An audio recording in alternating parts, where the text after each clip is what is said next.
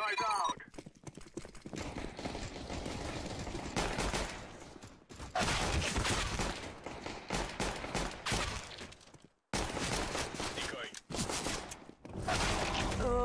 That was beast.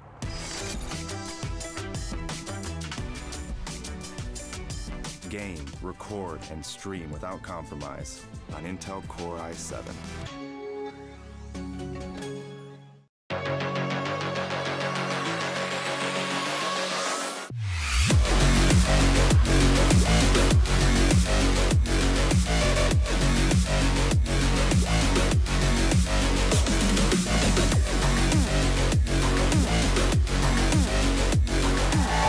Are you going to dominate the game?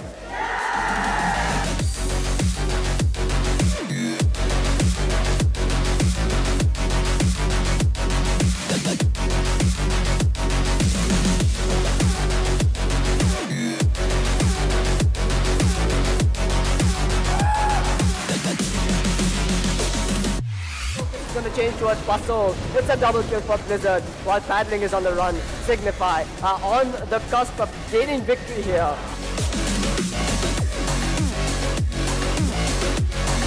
Going to try and get the bomb drop. Much has no idea. Something to find an ace. He's going to find a kill and get the second one as well.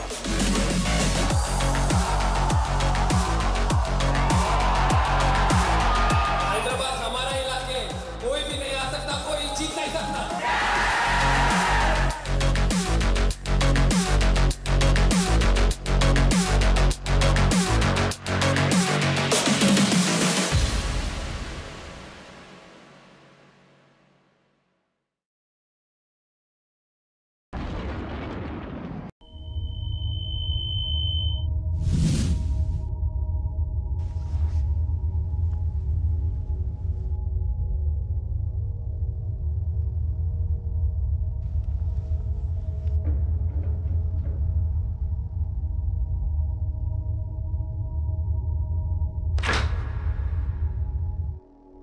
Turn around 3 times.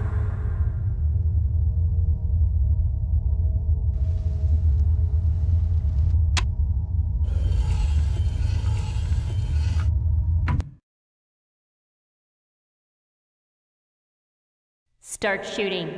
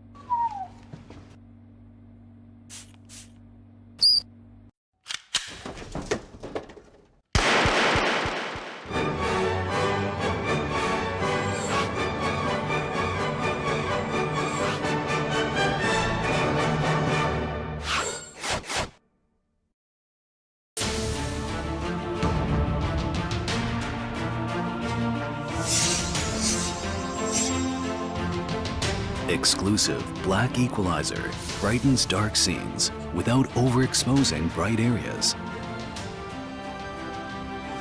Use the S switch to quickly access the setting and switch between save modes.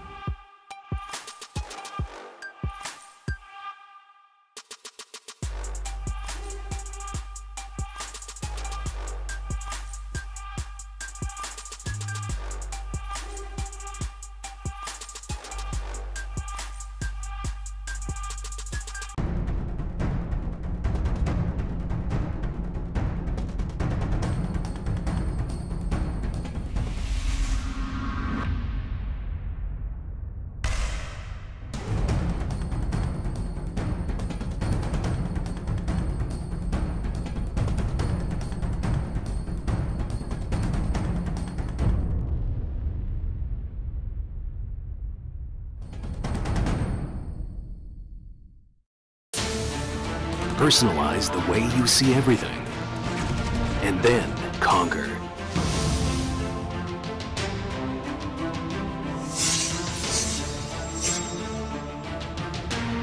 Exclusive black equalizer brightens dark scenes without overexposing bright areas. Use the S switch to quickly access the setting and switch between save modes. Adjust the angle effortlessly for maximum comfort.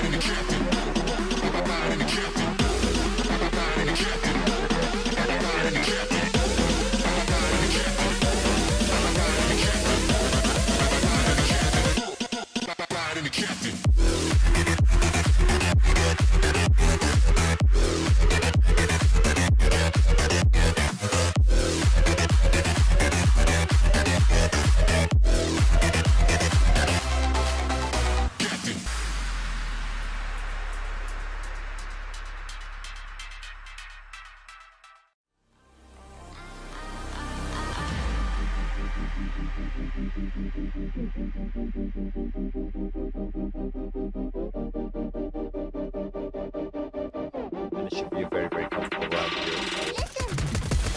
Never mind, we're both that's Midbuster.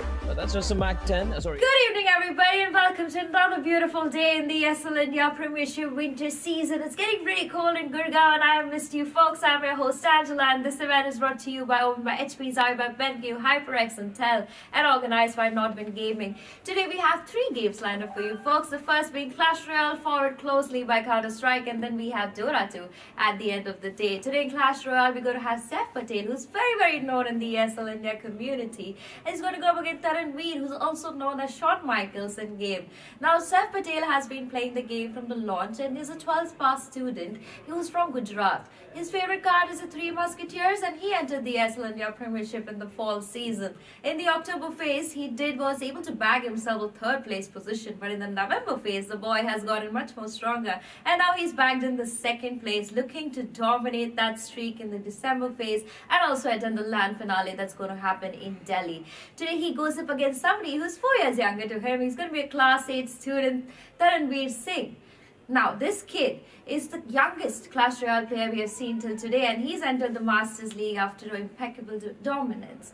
This kid also likes the 3 Musketeers card and has been playing the game from the launch of the game. So let's see how this game is going to go as we head into the caster Manoj Super Gola, and I will see you right after that.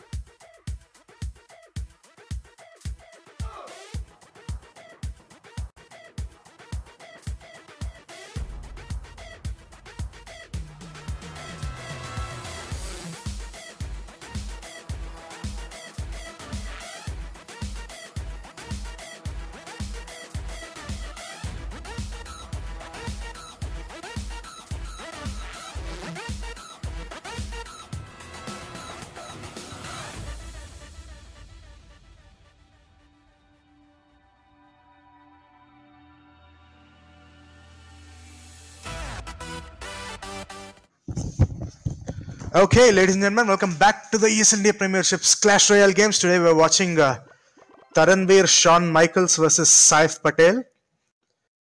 This is your caster, Manoj Super Golda, casting for you. And thank you, Angie, for that intro. And right off the bat, we see a lot of cards being played. We see Saif starting off with an elixir character, which Shawn Michaels has decided to reply with Balloon and a Miner. Miner has completely finished off the elixir collector and got off a couple of whacks off onto the tower as well. Good start for Michaels, although Saif looks like he's in the lead elixir wise. Just by 2 elixir, but still it's a lead. Anyway, so that's what happened in the past 45 seconds. And now we are back to these players sort of feeling each other out, trying to out cycle themselves.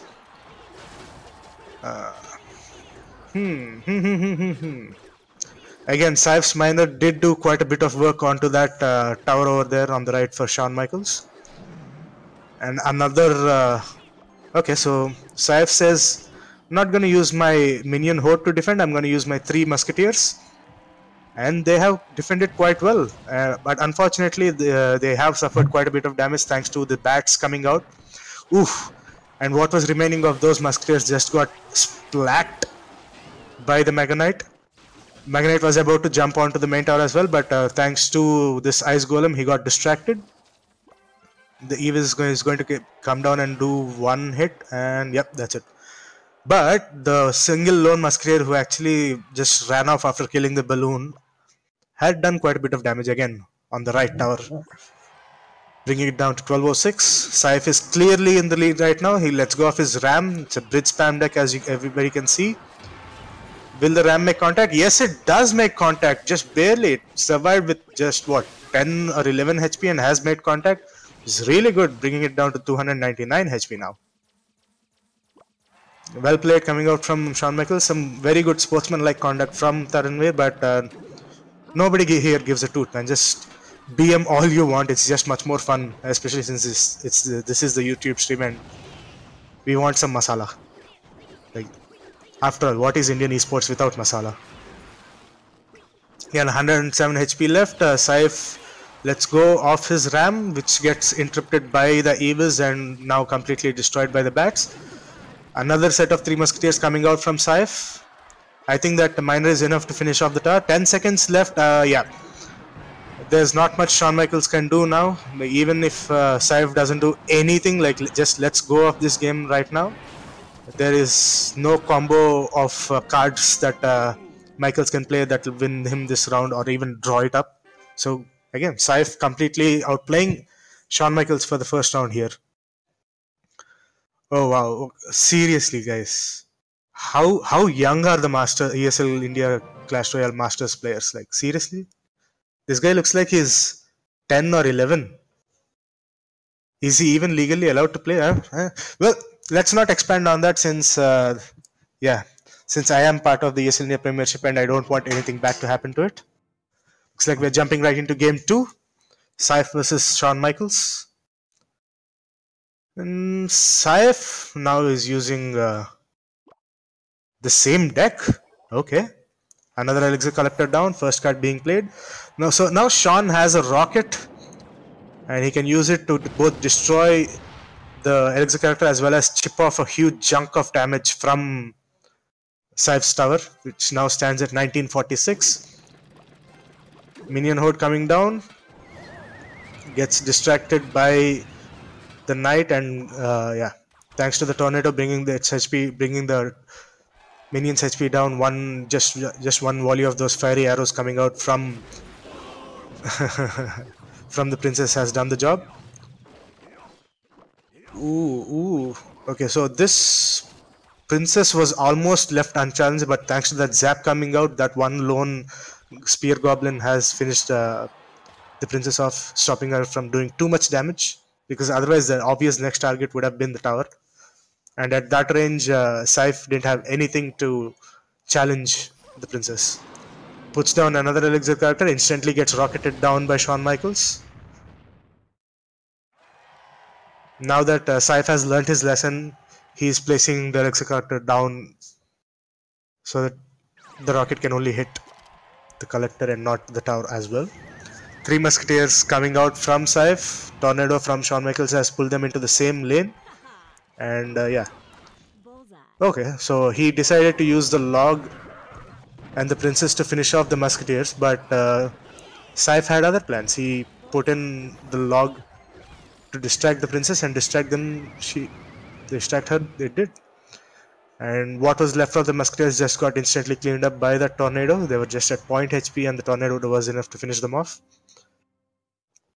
It feels to me that for now Michaels is outcycling Saif, but that all can change because you know this is a 3 musketeer deck that Saif is using and it gets insanely strong when you hit double elixir time, which we are in now. I think we're going to see another set of 3 musketeers come out pretty soon. Getting ready for a... Yep, there we go. A slightly offensive 3 musketeers right there. Again, they get tornadoed into the same lane. Shawn has sort of figured it out. Yeah. Thanks to this knight distracting them and the goblin gang destroying them with the log, they have posed not much of a threat. Ooh, this is going to be hard for Michaels to defend. Well, not really, looks like. He just used a tornado and the tower damage and the princess was enough to bring them down. So both of Saif's towers are sitting at less than half HP. Oh no, one is at less than half HP, which is at 1136, and his other tower is at 1341. But this is a decently sized push coming out on the right. Gets frozen in place thanks to the Ice Spirit and thanks to the Knight and the Goblin Gang, and the Princess just whacking them without break. It just gets destroyed. Okay, now Saif only has this Goblin Gang to challenge the Princess, which immediately get logged. Michaels was just a little bit late in logging the Goblin Gang, but he has a rocket to finish off what's left of the tower. 408 HP just gets instantly destroyed by the rocket. And Michaels now has tied up the score, 1-1. That's pretty good. So Michaels has proved that just because he's young, he doesn't mean he's a noob in the Masters League. He has some moves and he's put them to good use. So this is pretty exciting. I just want to jump into game 3 as soon as possible. Let's go. 3, 2, 1. Let's go. Yay! Actually timed it right. Caster and production, mental high five.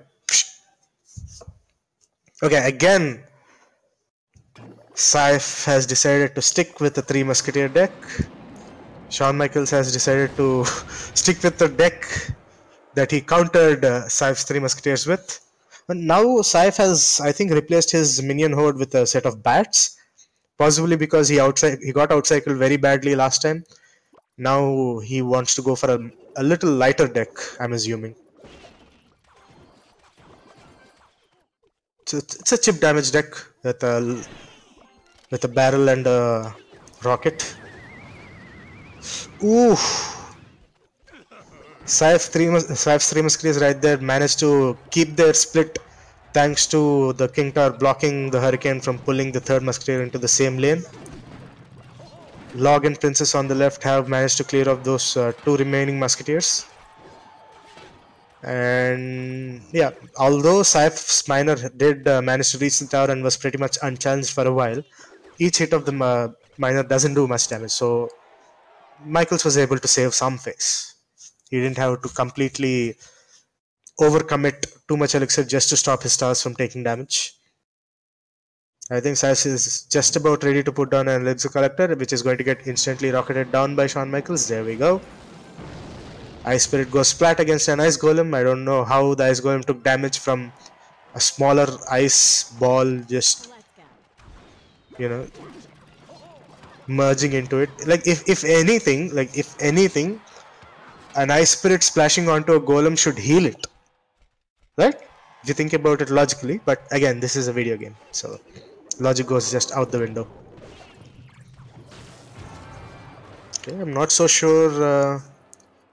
I guess Michaels predicted Saif to put down his goblins as well and did a preemptive log, but Saif read right through that and used a zap instead, saving himself the trouble of losing even more goblins to the log. And let's see if Michael's tornado is good enough to pull them to the same side. Yes, it is. All 3 Musketeers on the same side. He instantly puts down a Princess to see if it's going to target the 3 Musketeers, but thanks to Saif placing down the Ice Golem, they got distracted. And another tornado coming out. I think it's enough to finish off the Musketeers over here, but look at that. All of that huge battle going down on the left, and Saif just snuck up with a miner, with a bandit, and a couple of goblins, and just did a huge metric brownie ton of damage. You know what's on brownies? It's fudge, if you know what I mean. 707 HP left. We are in overtime. The first tower going down is the loser. Saif's own tower is sitting at 1000 HP. While Michael's tower is now at 451, and thanks to a couple of hits from the bats, now it's at 384, which is in rocket range, but unfortunately Shawn is the one with the rockets. Again, Miner managed to sneak in a couple of hits off onto the tower, bring it down to 192. Now what does Saif plan to do? Oof. That has got to hurt. Yep. That barrel just got off those few critical hits, bringing the tower down to rocket range, and instantly the rocket came out, giving Shawn Michaels the win for this. Okay, so now the score is at 2-1 with the advantage to Shawn Michaels, and because it's at 2-1 and because this is a best of 5, the next game, if Shawn Michaels wins, it's going to be the last game of today. So this is the moment I choose to delay the game, because I'm sure you guys can guess what's coming up next. I just, huge shout out to our sponsors, Omen by HP, Saif by BenQ, Intel, and HyperX. And of course, all of this brought to you by Nordwind Gaming. That's us. That's me, Manoj Supergola, working for Nordwind Gaming as a quote-unquote gaming specialist. But everybody knows I'm just here to have fun. And I'm having fun. And speaking of fun, let's see if Game 4 seals the deal for today. Okay, so Michaels has stuck to the deck that's been winning him games continuously. He's pulling a Hasib on us. And Saif again stuck to playing the 3 Musketeer deck. That got close, but it wasn't very successful. Let's see if he's made... Okay, so he's gone back to using Minion Horde instead of Bats. Let's see if that change back is going to help him. Again, I guess, yeah, Shawn Michaels just used the Tornado to pull all 3 Musketeers to the same side again. Now he's going to log and use the Princess. But the Princess gets distracted by the Ram. Oof. Good defense from Shawn Michaels right there. Good defense. He actually used effectively less elixir than Saif. So he's in an elixir lead right now. He may be able to get a rocket off on a tower also, instead of just an elixir collector, or just as a finisher. But only time will tell. Goblin Gang managed to completely destroy Shawn Michaels' barrel of goblins before they do any reasonable damage to the tower. Ooh, look at that. Shawn Michaels has opted to use his Tornado to activate his King Tower. I'm not sure that was a really good plan, because the reason he was able to outcycle Saif was because he was able to pull all 3 Musketeers to one side and destroy them in one fell swoop. Oof. Princess not doing so well right there. Got destroyed by the Minion Horde. But in turn, the Minion Horde itself got destroyed thanks to the Ice Spirit and the Princess firing at them. Saif, smart guy, waited until the last moment to let go of his golem to make sure the Princess is as close to the river as possible, so that these goblin gangs can destroy her. Again, Elixir Collector coming out from Saif gets instantly answered by a rocket. And look at that, in every single, not in every single, I'd say about half the clashes that keep happening, some of Shawn's units do manage to make it across the river and just scratch the tower bit by bit. Now it's at 1585 HP, 25 seconds left on the clock. I think this game is going to go into overtime. And I think overtime is going to be won by Shawn, because that's what the game is trending towards. Good defense from Shawn right there. Again, uses less elixir than Saif has committed to do quite a bit of damage. Ooh. Unfortunately for those 3 Musketeers, they are just getting mowed down by the Princess. That Tornado keeping them huddled together, and the Princess's fire arrows just did a number on them. 2 Princesses on the board right now.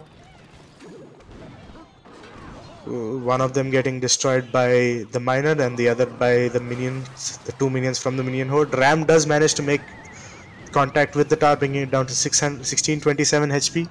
And now one of the Barbarians has done the last bit of damage he could before succumbing to the torrent of arrows coming out from the towers, bringing it down to 1468. Ooh, a little late on the reply there, Saif. That barrel did manage to get like 5 hits off onto your tower, bringing it down to 545. Now you're in a huge danger zone. Like, if it goes below 450, that's it, you're done. You can count your you can kiss your tower goodbye, thanks to that rocket that's sitting pretty in Shawn Michaels' hand right there. All Shawn has to do is throw the barrel and hope it gets maximum 2 hits off. It does. Dude, it looks like Saif just gave up. What the hell, man? Saif, you know that you get more money if you win, right? You just gave up? Seriously? I mean, yeah, we all knew the rocket was coming, but you could have defended, could have tried. No, well. Congratulations, Shawn Michael. I think now you are the youngest player in the Masters League. I'll confirm that fact today and report to anybody who's watching tomorrow. So again, congratulations, Sean. The score 3-1, beating Saif, one of the more veteran masters. Sean is the new entrant. And yeah, I guess that's it for the Clash Royale game for today. I'm going to hand you guys back to our host, who's going to tell you more about the games that are happening next. There's a CSGO game and a Dota 2 game as well. Well, you guys should stay tuned and enjoy those. This has been Manoj Supergola casting for you. These games have actually been fun. Like I usually throw all my support behind some of the more veteran players like Mrin and Arpan and stuff, but yeah, this is actually more fun watching the new players. So anyway, that's it for Clash Royale for today, guys. And yeah, bye-bye.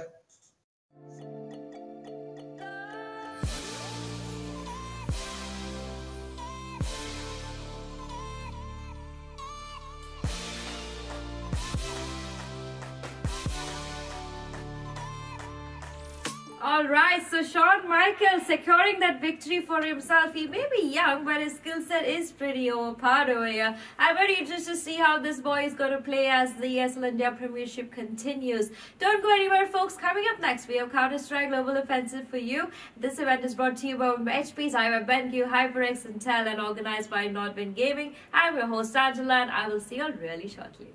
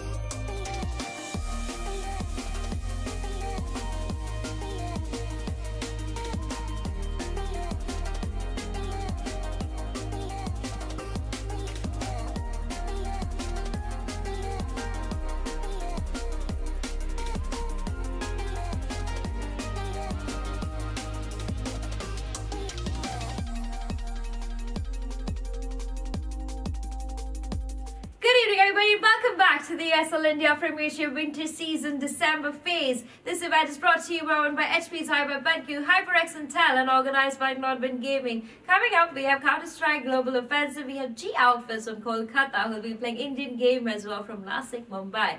Now, G Outfits are pretty known in their regional circuit and have been playing there for quite a while. They entered the ESL India Premiership summer phase where they performed pretty bad, due to which they had to be eliminated from the league. But they did not give up, since they have entered again into the winter season, where they seem to be doing pretty fine for themselves. After making it to the top of the Static Cup, they entered the Challenger League, and after a decent performance over there, they've opened their doors for themselves into the Masters League. Do they go up against Indian gamers who, like I said, are from Nasik? They've been playing together for a year now, and they entered the ESL India Premiership in the October phase Static Cup. After entering that, they opened their doors for themselves in the Challenger League, where they had a dominating performance and have made their way to the Masters League. Today is their first game and they're looking pretty confident in it. So let's get into the game with our casters, and I will see you right after that.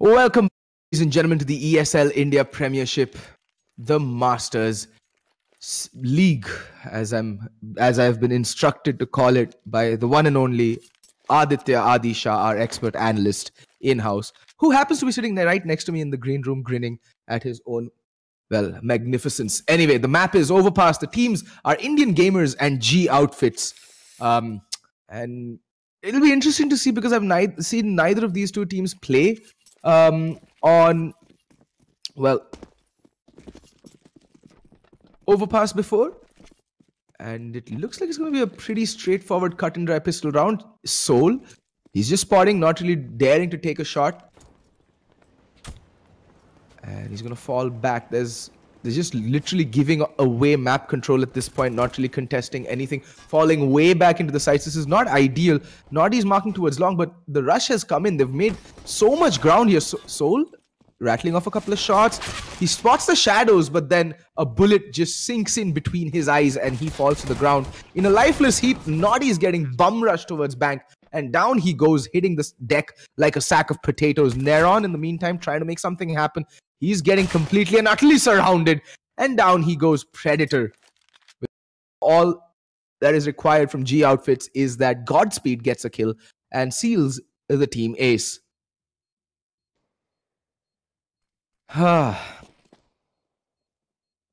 Very tactical pistol round coming out from G Outfits. They just channel their inner roadrunners, press W, and left click a couple of times on their way to the A bomb site. And that's all that was required for Indian gamers to give up any and all map control. And now Mr. Velocity _ Shadow is hugging the shadows, praying to the good gods above that he survives. And indeed he does. That, well, CZ investment into the pistol round was, well, proved to be pretty futile anyway. Moving on, G Outfits with a very explosive pistol round. They do get the first round. And now Indian gamers will obviously answer back with a force buy because it is Indian CS and we do force buy if we lose the pistol round regardless of whether we're on the CT or the T side. Now, why I'm being a bit harsh regarding this force buy is because, well, frankly, you're going to have very limited utility unless you can manage to win it. And it's very rare that the pistol buys actually come out on top, and that too without a single deagle. Well, a single deagle that's on Pixel, marking towards, has the same deagle skin as I do. That's interesting. In the meantime, Indian Soul getting, wow, like easily just staring into Veteran, but that flashbang catches him square in the, okay, he's blind. And Naughty, how is he alive for so long anyway? In the meantime, Neron trying to make a nuisance, does get the kill onto Torres, but that's going to leave Velocity Shadow yet again, contemplating life and choices. This poor guy has been left to pick up the pieces for his team, well, for the past 2 rounds now. Like, I like the name of his CZ, Oof, Oof, Oof, Oof, Oof. But so far, he's not had to fire a single bullet from that gun. He's just admire his gloves. He's got the biker gloves, whatever they're called. The badass gloves, as they call them. And, well, so far, he's just stuck to the shadows and, well, tried to survive, more or less. He's in no immediate danger, should be able to take that armor forward into the next round as well.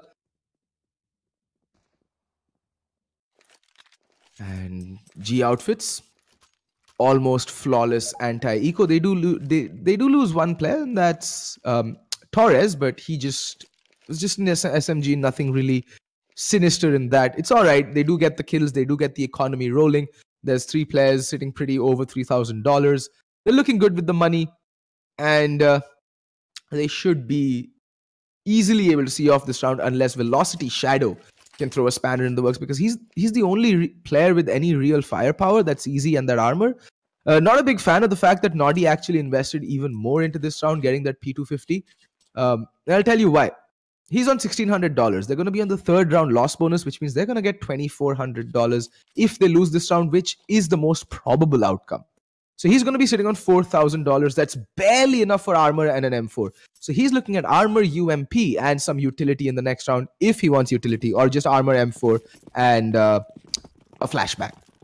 And that's not enough. Overpass especially, you need the utility going into the first gun round, and it's going to be a straight up mid-rush, khatam karo yaar ghuso, and the nades come sailing in. Godspeed's just trying to do a lot of damage, does get 1 kill, and there's Torres, he's getting taken down. Godspeed still doing damage. Naughty does get the kill. We've gotten more kills this round than in previous rounds. There we go, Predator gets the kill. Now again, Velocity, the lone survivor, yet again, 1v4, and this time he will not be carrying that armor forward. Down he goes, Veteran, surviving on 4 HP just by the skin of his teeth.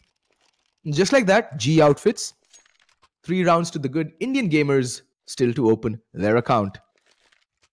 And Adi, thank you so much for all that support. It's really an honor casting, sitting right next to you, trying to not make you cringe. It is my life's goal, as they say. Anywho, finally, some map control being, well, tried by Indian gamers. They do have that. It's every team I see like playing CT side on Overpass, it's like they're trying to ape Too Easy gaming setup. It's the same setup that Too Easy do. 2 in canals early round, and 2 players over towards A, and Predator still continuing with the SMGs. They're not completely investing into this. More or less a throw round. And Pixel on the edge of the smoke has taken some damage. He's down to 64 points of health. And he's completely surrounded. And okay, Predator gets the kill. Neron spots out 2 players. The nade will go sailing in, but counter nade comes out. Neron on 42 HP. He just got his butt blown right out of his face. And Soul needs to be careful. Predator spots him out, but what? How? Oh well, he's dead. So 4v3 man advantage to the CTs. They should be going their way. Torres with the AWP. Oh, nice flick onto Neron. That neutralizes the man advantage, but the HP on Torres is frightfully low.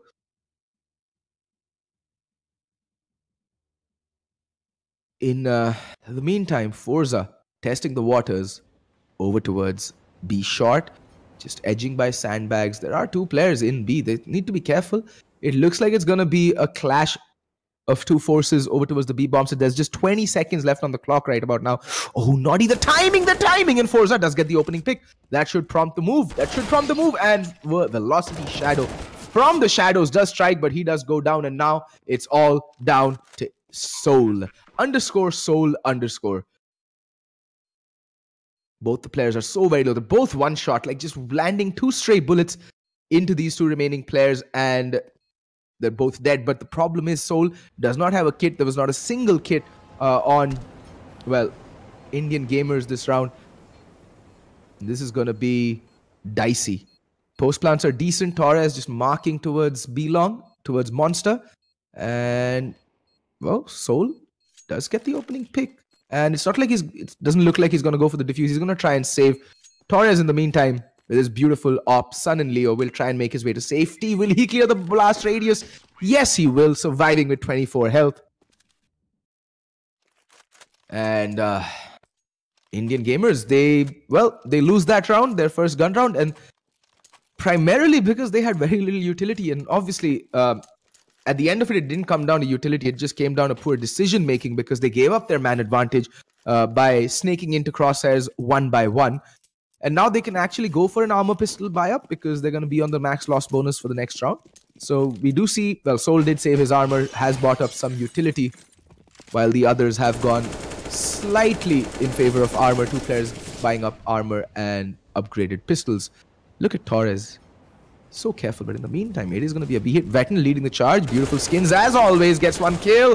Indian gamers, well, Shadow, Velocity gets the trade, but in the meantime, Naughty does fall to Predator, but Velocity gets Godspeed and gets the bomb down. And where's the communication? What? Wow, Velocity on a 3K. He's done his job, making that armor, putting it to good use. And now it's down to Forza and Torres to make something happen. But the man advantage is with is with Indian gamers. They do have 2 rifles, and Forza managing to pick up the bomb and tossing it towards relative safety, but Velocity will spot him before he spots it. And wow, okay, Forza gets the kills, and now Pixel with a P250. It's all he has to work with. Torres is going to smoke it off, the smart decision. But Pixel is going to be adventurous. He's going to go pushing it and just lines it up, gets the kill, and sneaks back into the shadows, into the smoke, disappearing like the Caped Crusader himself, channeling his inner ninja. Well, the bomb is planted. Forza has switched to the AK. Actually, he was the AK-47. It was Torres, the player with the AWP, who, well, died. But now, Pixel, just trying to be careful. He's just trying to inch around, try and isolate a couple of angles. But what? They're literally... Forza does a double take. Completely whiffs his spray, and the P250 comes out. My God. That... If I was Shroud, I'd just... If chat had the option to spam potato, like press F to spam potato. Holy shiza. What was that fluff? Like Forza literally did a double take. He was like, huh? Guys right behind me. Holy hell. Let's just press down left mouse button and spray and pray. But anyway, it worked out. 5 rounds for G Outfits. Indian gamers still to open, well, their scoreboard. And now the classic age-old double op setup comes out. Soul already getting tagged. Soul still holding the line. But Soul will get the opening pick onto Forza. And I'm really glad that Adi has found the potato emoticon. Guys, that was a potato and a half. Anyway, man advantage back with Indian gamers. They should look to actually put it to good use because... Oh, Pixel! Flirting with death and danger. Needs to be very careful. Again, a 3-man stack towards the B-bomb site. Just 2 players, Pixel and Soul. Pixel, gets the kill onto Veton. Falls back, 2-man advantage. This round should be Indian gamers. They should be opening their, scoreboard with this round. And Velocity just spamming the woodwork. They're trying to catch a lucky wallbang, but it's a 3v5. 3 players on the B-bomb side. This should be Indian gamers round, but then we've seen the miraculous happen over and over again. This is Counter-Strike, and most importantly, this is Indian Counter-Strike. Godspeed does get spotted out, but he just smacks Naughty in the face. But that nade, and Kobe. Velocity has been the MVP for this, Neron, not aware that Predator has pushed the smoke. Predator might be able to get the bomb down. No, he won't, because Pixel is ready and watching with the cannon. Both the ops survive, but they do lose 3 players, they're Indian gamers, so which means their economy is going to get tested. It's going to get stretched to the breaking point. Now, if G Outfits can actually clutch this round out, they can come back and break the economy for Indian gamers and absolutely reset them. But G Outfits' economy isn't in a great place either. So, and that primarily comes down to the fact that they lost so many players in the rounds that they won. So basically, whoever wins this round essentially forces the other team on an eco. And Pixel, my god, he sat on that nade and it blew up his butt straight through his nostrils. Anyway, Pixel missing the shot again, down to 14 health. He should be falling back, should not be challenging at this point. Soul playing by tree, holding one of the more common angles. He's going to smoke himself off and try and fall back. Oh, the timing just not suiting him, but Pixel has gone down towards the A-bomb site, and Neron right about now is making his way towards it. Veton, primed and ready, spots out Neron in the nick of time. He's going to make his way towards Bank. He's going to chill by the edge of the Molotov. He has 13 bullets. Neron has made his way up, will get the kill. And Neron just rattling shots through the smoke. Soul gets Forza, but Godspeed is able to seal the deal. Soul in the meantime bombarding, barreling his way into the A-bomb site. Predator, the flashbang, will only blind himself. Beautiful. Beautiful usage of utility. Naughty gets 1 kill, but there's still 1 player on the side, and that is Torres. And Torres will swing out wide, gets Velocity. And now it's a 1v2, and he's dead. Naughty will seal the deal, gets the kills. But do they have time? Yes, Naughty does have a kit. There's enough time to stick the defuse. And Indian gamers put 2 rounds on the on the trot. And now G Outfits will have to eco. It's their time to visit Eco City.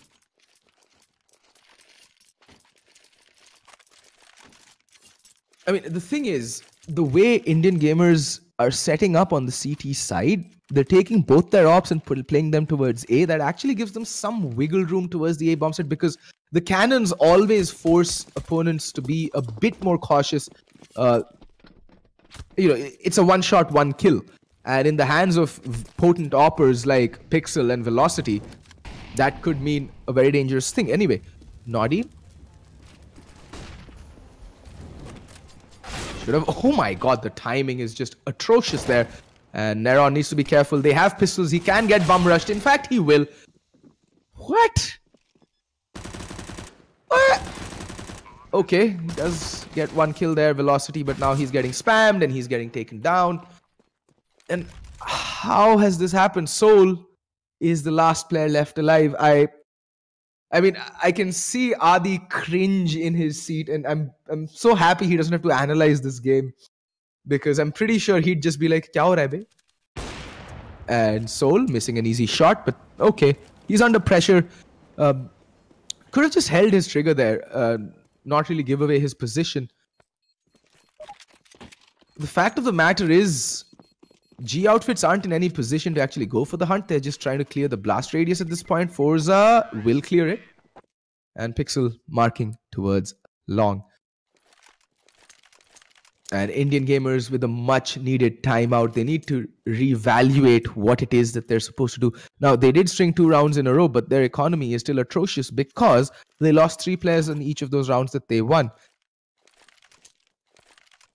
And...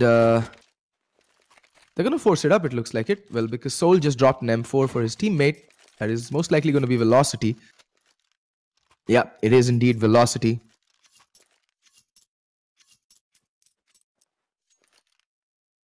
And G outfits actually, or as Adi and I like to call them, you know, goutfits, they're actually not showing any of the symptoms of gout.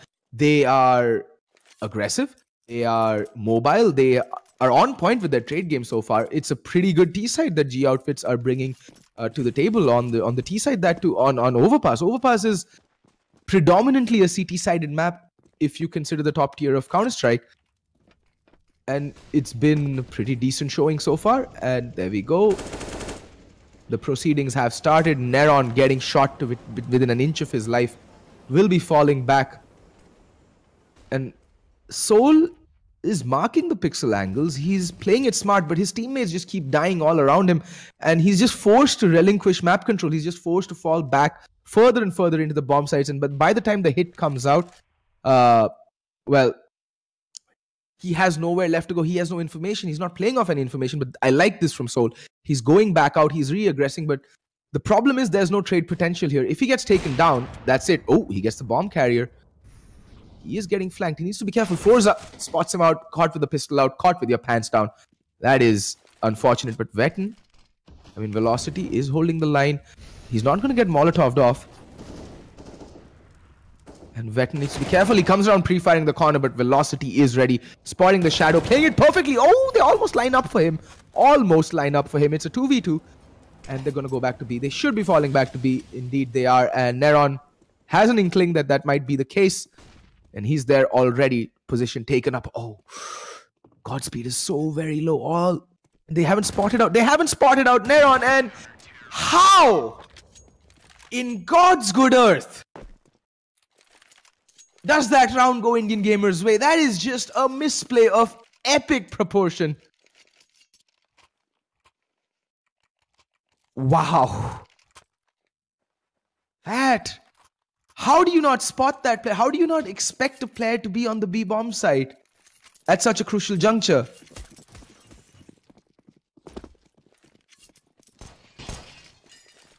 Well, anyway. What's done is done.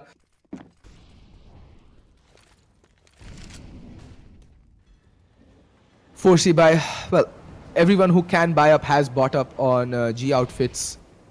It's going to be 2 upgraded pistols, 2 AK-47s, and the op out onto Torres, who's bringing it towards Monster. And this is matchmaking strat 101, dear viewers. 4 players outside B long, 1 player in either connector or mid.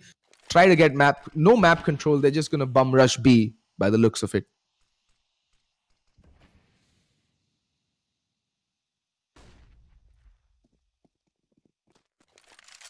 I love YouTube chat. It is the most, well, entertaining thing I have ever had the pleasure of witnessing. But anyway, moving on. Godspeed, gonna make some noise towards Canals. They have literally no map control.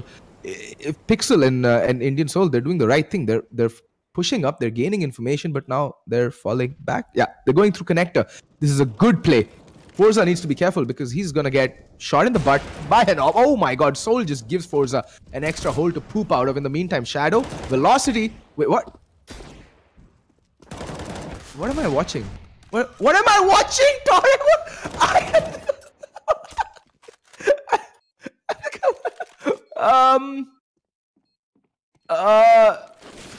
Okay then, that happened. I don't know what's happening. I'm sorry. This makes no sense. I think this makes no sense to me. That was.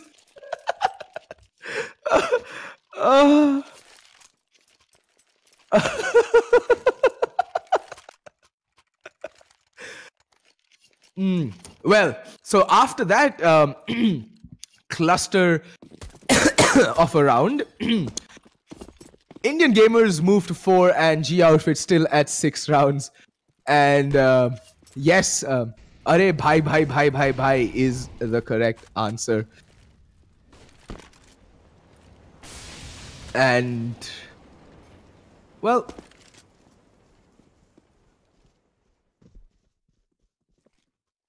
I mean, at this point, I'm just praying to the high heavens that through some miracle, brutality eternal. No, Torres, okay. I'm gonna shut up for the time being because Torres just came alive with that one dig, but then Pixel does reply back with a quick trade. Naughty loses his head. Pixel still playing on 26 HP from Bank, will pop flash his way out with the P250. Ballsy to say the least, and Pixel is gonna execute Wetton gangland style, but he's gonna get taken down in the blink of an eye. It's Neron left in a 1v3. This is well,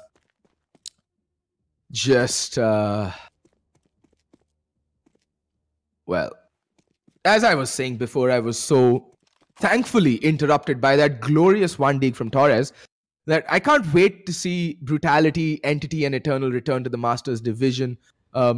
See, I'm all for giving new teams a chance to play at the top tier of Indian Counter-Strike, and I'm all for teams actually gaining experience. But when you compare the quality that an entity or an Eternal or a Brutality brings to the table, it just far outshines the quality of gameplay that you, dear viewers, have to watch when you watch rounds like the round previous to the last one. It was just comedic brilliance, that previous round. Everything that could go wrong did go wrong. It was like Murphy looking down on that round, smiling and saying, "Ja," and everything just went wrong. But now, Indian Gamers again with a weird buy because Velocity is on $100 and everyone else is sitting pretty around $2,000. So I guess I don't get it. And if you're wondering what my rank is, I am Gold Nova 2 because I don't play the game, I just watch a lot of it. Oh, I love what Soul is doing. He's already in. This is what happens when you don't get map control. Soul is just gonna shoot fish in a barrel. Oh, he's lining them up. Gets one, gets two. Soul for the win. Soul power. The Soul has arrived. Velocity will get another kill and another one. And now it's Predator left to pick up the pieces. A round that should never have gone Indian Gamers' way. It looks like Predator will have to pull off the clutch off his Okay, he's dead. So Indian Gamers pick up the 5th round, and how did they win it? Well, I'll tell you how they won it. It was basically G Outfits gifting map control to Indian Gamers, and Indian Gamers have actually started to figure out the fact that G Outfits don't really play the map control game. They just like to bunch up and hit a bomb site. Because, see, the rounds that G Outfits have actually gone for map control, they've come out on top. And a very late buy coming in from them. It was an economy equalizing buy. It was more or less a force buy. And, oh, wow, Forza. What a shot. Soul just getting immediately shut down. Now, the pressure will be on Pixel to find the trades and make sure he gets out of this predicament alive. And perfect flashbang. Pixel will get one kill, almost a second. But Forza with that deagle again, singing loud and proud. It's a 2-man stack over towards the A-bomb. So, like, see, this is what I'm saying. G Outfits never really go much for map control. Now, this time, they are going to reposition over towards the B-bomb site. But they do have Velocity to contend with, who's playing right outside Squeaky. This is one of the more commonly overlooked positions when, you know, coming out of connector, because you're more focused on places like B-shot, the boost position towards sandbags. And this position rather gets, well, overlooked is the word. Vetendo being very careful, making his position known. But the A defenders haven't really budged. Oh, Noddy, I think getting drawn by that gunfire, but not timing it properly. Oh, Neron. Unfortunate there for Forza, and Vetten does get taken on. This is what I was saying. Velocity in the perfect position with Vetten not really checking it. And now it's a 3v2. The man advantage has been wrested back in favor. Torres does get one kill, but he needed to do better there. The wide peek, not really the ideal outcome. Predator in a 1v2. Now Noddy comes wide peeking out, and Predator will get taken down. Noddy just going for that op, making a beeline for that fallen op. And going into the penultimate round, folks, it is going to be G Outfits on more or less a full eco. Nobody but Godspeed can actually afford upgraded pistols. They're going to be on the 3rd round loss bonus, so they will be able to fully buy into the final round of the first half. So they should be conservative. And yeah, indeed, Just 2 upgraded, 3, okay, 4 upgraded pistols. Predator, the only one deciding not to invest anything in this round, as he shouldn't. He's on 1950. I like what Soul's doing. He's just gotten a hold of that Molotov. Trying to bait out footsteps. Oh, Pixel. Pixel does get 1 kill. He's still lurking around the smoke. They don't know where he's gone. It's very smart from Pixel. He spotted out 3 players, but Godspeed turns around, whips him 1 in the face and takes him down. It's a 3v3. But that nade can go sailing in and do nothing, really. Not much in terms of damage being dealt out. And see, the thing is, at this point, G Outfits should be re-evaluating the round. They've drawn out all the utility from Indian gamers. They don't have much to stop a play. And the fact that Torres is actually pushing out, pushing wide, trying to get these picks out completely in the open. The trade should be coming in from Neron. Neron still jumping like Mario towards APC. And Torres, nice flick from him. See, what I was saying is that in an ideal world, right about now, G Outfits would be falling back, reevaluating. But Torres says, nah, mate, nah. I'm just going to go pushing in and get all the kills. Indeed, he does. Velocity spotting himself. Well, getting spotted out. I'm pretty sure he thought that he got the kill onto Forza. But Forza's like, I've got some more left in me. And with that, G Outfits win a full eco.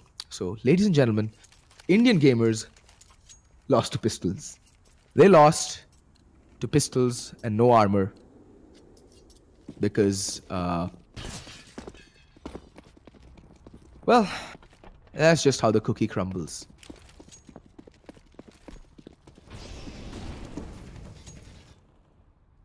Force buy coming out from Indian gamers on the final round of the first half, and G Outfits have come out on top. On the T side, they've already secured 8 rounds. Now, I don't know how good their CT side is on this map, because and if experience serves me well, which, well, I don't know if it will or won't, CT sides have been relatively weaker for most Indian teams. Pixel playing that cubby could catch Godspeed off guard. There we go. It's like I am Nostradamus.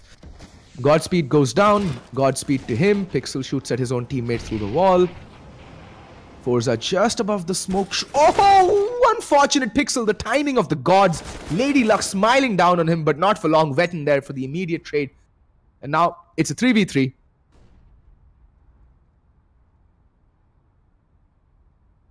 And look at this setup. Look at this setup from the CTs. There's one in WC, there's one in the A bomb side, and one player in the B bomb side.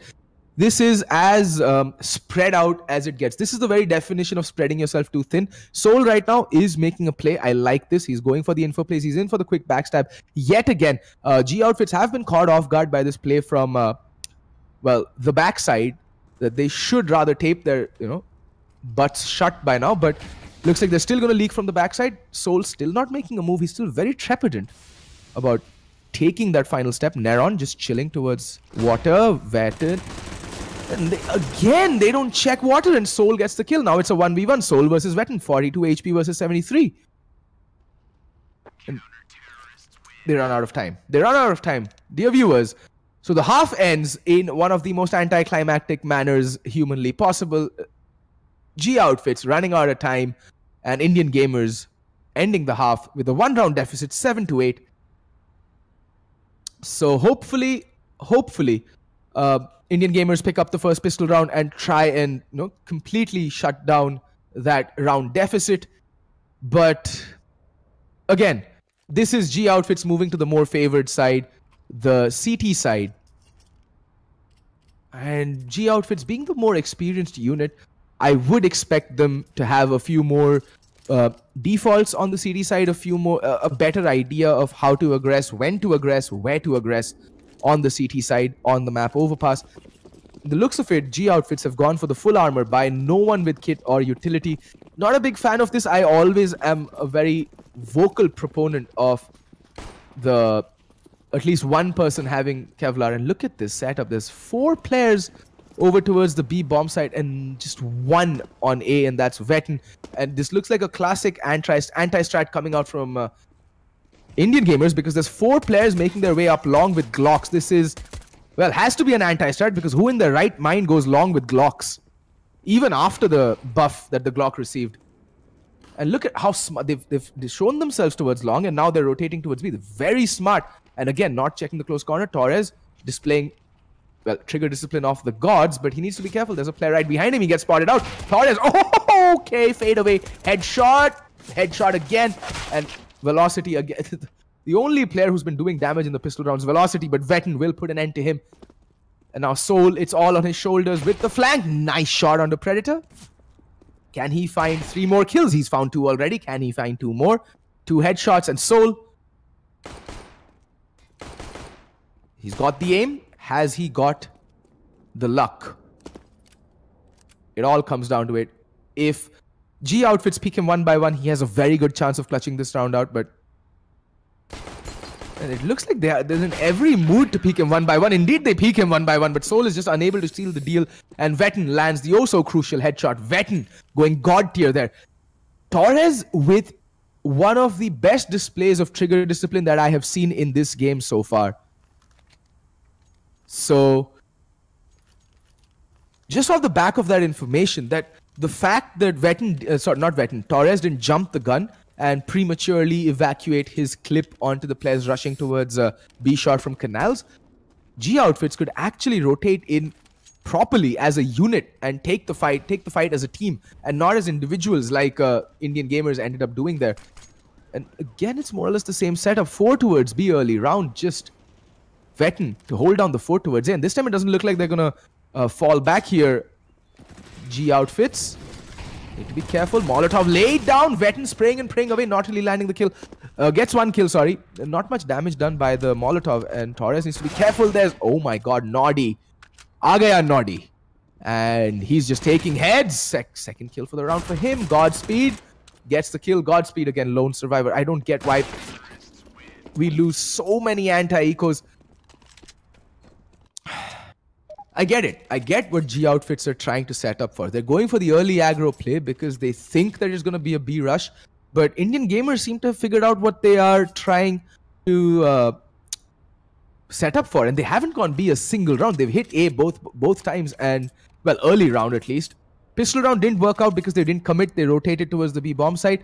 This time though, they wised up to the fact that there's 4 players towards the B bomb site and just 1 player on the A, and they just bum rushed it, and they just overran that A defense because, again, Vetten is playing so far behind that he has no time to tell his teammates that, guys, there's like a Glock train headed my way with 5 angry terrorists just like, you know, calling for my blood. Please rotate.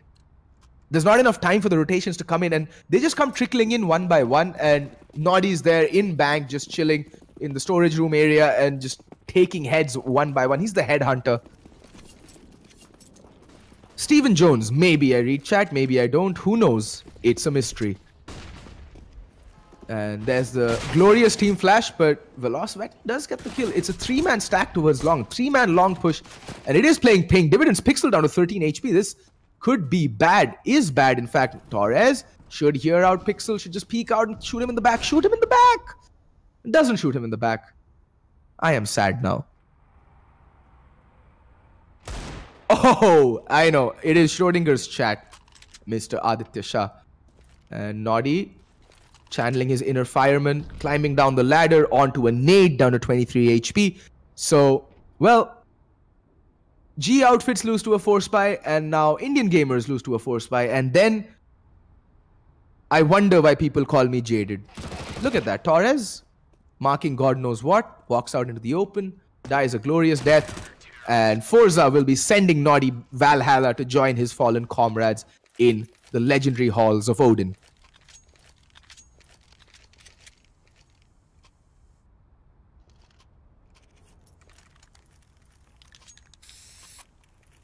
G outfits 10. I love this skin from Vetten. It's my colleague Zeus and I call it the poor man's howl, the Dragon King.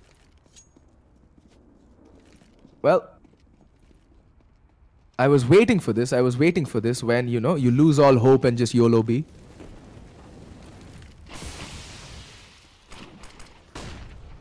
Oh my god. sorry. I'm sorry. I'm sorry. And yeah, I'm sorry. Like, Torres played that exceptionally well. But I'm just wondering as to what would have gone through Indian gamers' mind apart from those bullets that peppered their faces. Torres played that exceptionally well. The way he dodged those flashes, he was always mobile towards canals. But Indian gamers really should have thought that through. They literally went all funneling in through a choke point and they just died. They just died. Now Soul is in a 1v4 or 1v5. Now he's just looking for some kills. Like any kills. Forza is going to go peeking long. Needs to be careful. Or doesn't, because he's just going to shoot Soul twice in the face. And the thing is, as good as Torres played it, he should not have gotten away with more than one kill at that point. The player swinging out after the player who came in first should have been looking for the immediate trade. So, see, I appreciate ESL India giving, you know, teams who would not have otherwise played in the higher tiers of Indian Counter-Strike a chance to hang with the big boys, because at the end of the day, it's just experience, and they're going to go bombarding into B. Predator holding the line with the M4, gets one. Can he get more? Gets two. Sprays away. Godspeed does get one. Finally does get taken down. Torres with the final kill, and now it's all down to Velocity yet again, and Predator will find him. Predator with the 3K. That was a fast round. Indian gamers were just like, yaar, AK chahiye, jaldi khatam karo. And see, there are two schools of thought when you're light on utility. You either rush B because you know that the opposition is low on economy and doesn't have the utility to hold you back or counter a fast play, that is Molotovs, nades, flashes, smokes, or you just want to throw a spanner in the works. You've been very slow and methodical so far up into the game, and this is just one thing you throw as a curveball. But that isn't the case for this game, right? It hasn't been the case. You don't have the utility. You know your opponent's economy is fantastic. And look at this. They're just trickling in one by one through the smoke, blinding themselves as they do so. This is not how you play overpass. This is not how you play overpass. I would implore both these teams, actually, to just go, after the game, crack open a can of beer if they're above 21 or 25, whichever states they're from, and just watch SK and Astralis and NIP play this map. These are the teams you want to watch and learn from. What are your defaults? How do you set up on this map? Where do you watch? How do you, play the time, play the utility? Pixel, in the meantime, inching his way, getting some map control. See, this is what has been lacking from Indian gamers, is pacing. And if they can actually get the pacing of this map down, I think it could be a good map for them. Oh, Forza, the luck of the Irish on his side. That Molotov will hold off the play. He spots out Noddy out in the open, wide peeking, and gets the kill regardless. And for those of you in chat wondering my rank, I'm tired of saying it. I am a Gold Nova too. Please stop asking. Okay, that nade. So, Vetten with the Dragon Lore. Oh, unfortunate there. Unfortunate, the timing not working out, but Velocity does get traded immediately. Now, with 10 seconds left on the clock, there's just nothing else left for Indian gamers to do but to save these two rifles. They won't get any money. They are going to get $2,900. So the rest of the team will be able to buy in the next round, but this is going to put them in a very sticky situation because G Outfits have moved on to 13 rounds. They're just going to have... I take that back. This is India. They're going to force buy.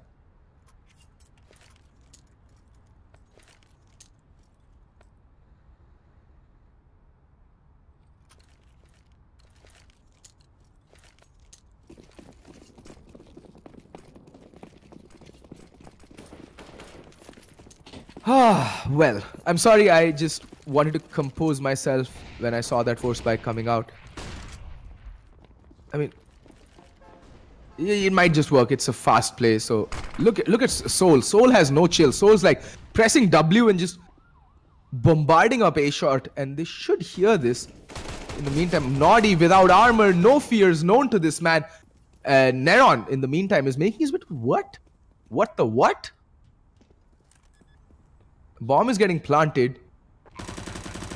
Neron taking the fight. I like what he's doing because now he's dead, but I like the idea behind it. He had a UMP, couldn't really engage in the long distances, so he wanted to close the range between him and the opposition. But now Pixel is stuck between a rock and a hard place, and Velocity is dead. Oz, it's just everybody's dead. And Vetten just stare at that Dragon Lore. OMFG, a Dragon Lore, indeed it is, and a lore to boot. What a beautiful synergy of skin and skill on display here for you and your viewing pleasure, dear viewers.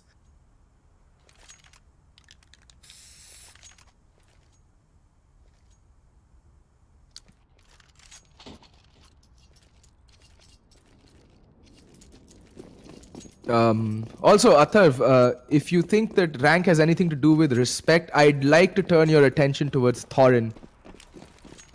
Just that's it. Enjoy. You can thank me later. Anyway, Shadow in the meantime, bombarding a B shot. He's made his way towards sandbags relatively unchecked and unchallenged. And this can get a bit hairy. Predator and Torres in connector. And Velocity playing the cubby.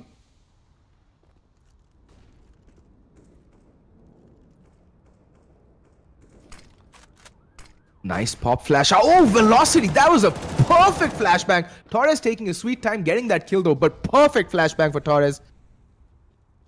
Beautiful. Soul in the meantime does find the trade onto Predator, but the A hit has come in. Noddy looking towards Godspeed. Godspeed caught unawares, caught with his pants down. Noddy will get the kill. The A bomb side ripe for the taking. The rotation still a fair ways away. Although Easy Neron is very, very low. He's on 3 HP. He's holding on by the skin of his teeth. And Forza, wow. Fade away headshot on point. Amen! Another one. Pixel bites the dust as well. Now it's down to Neron and Soul, who's slowly but surely flanking the flankers. And this round could come down to just Soul going hero mode. He gets one. Oh, Neron sprays down 2 players. Torres from beyond the cave does get the kill on a Neron, but finally a round going Indian Gamer's way.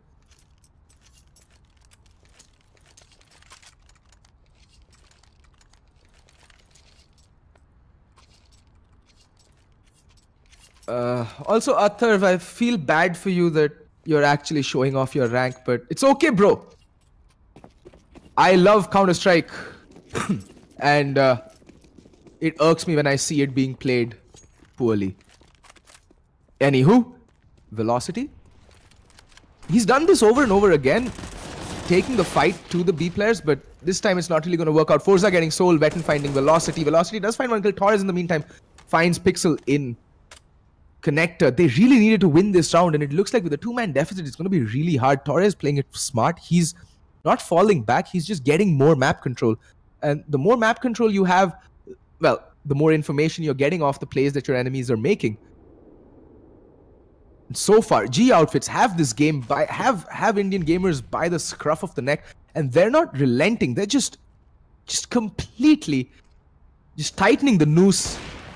And as I say that, Forza, nice shot onto Easy Neron, and Noddy in a 1v4. Forza needs to be careful. He's barreling up to in WC, and Noddy will get the telling headshot. May be able to get the bomb down. Depends. Yes, he will. Does take some damage. There's 2 players. I like the retake coming in from them. 2 players bunched up together, not facing one by one. And as I say that, Noddy, he's got 30 seconds left to play with. He can actually double fake it. And look, see, this is a mistake, right? Vetten and Torres splitting up at this point is a mistake. Why? Because it affords Noddy to get those 1v1s. I'd rather that both these CTs stick together and retake if the need be. Noddy's playing towards, Vetten is playing towards B shot. Noddy has no time and Noddy will die. So it ended up working out, but the smarter play would be to actually stick together, because you can retake together and trade. At this point, you're actually giving Noddy a chance back into the round. What if Vetten didn't find that kill? What if Noddy hadn't gone to B and used that time to double fake it out, get the plant in on A, and get the kill? See, that's what I'm saying. It's just mind games at this point, and These are the little things that you start noticing when you gain more experience as a player. And I think that Indian gamers, given more time at the top tier, will be evolving into a more experienced unit. Torres is getting pushed and Torres will go down. Down goes Predator as well. That's a 3v5 in the blink of an eye. Everybody's dead.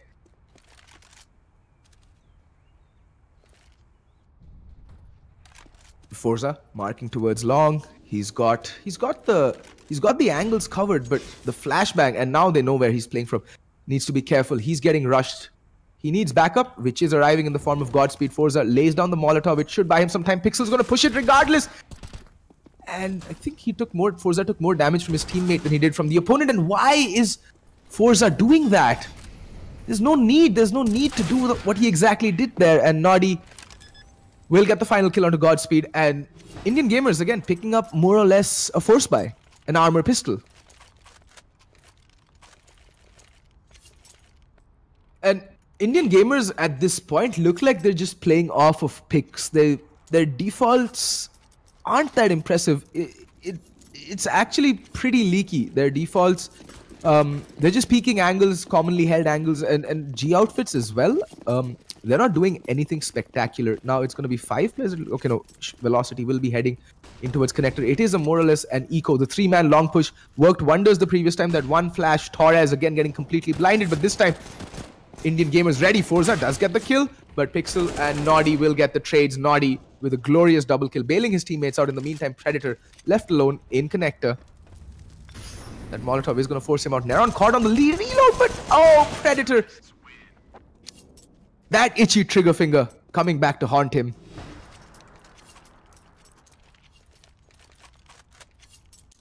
And Indian gamers slowly but surely closing the gap. G outfits go for a buy. They could have actually ecoed another round and gone for the full proper buy, but they decide to go with... They put a pretty decent buy on the cards regardless.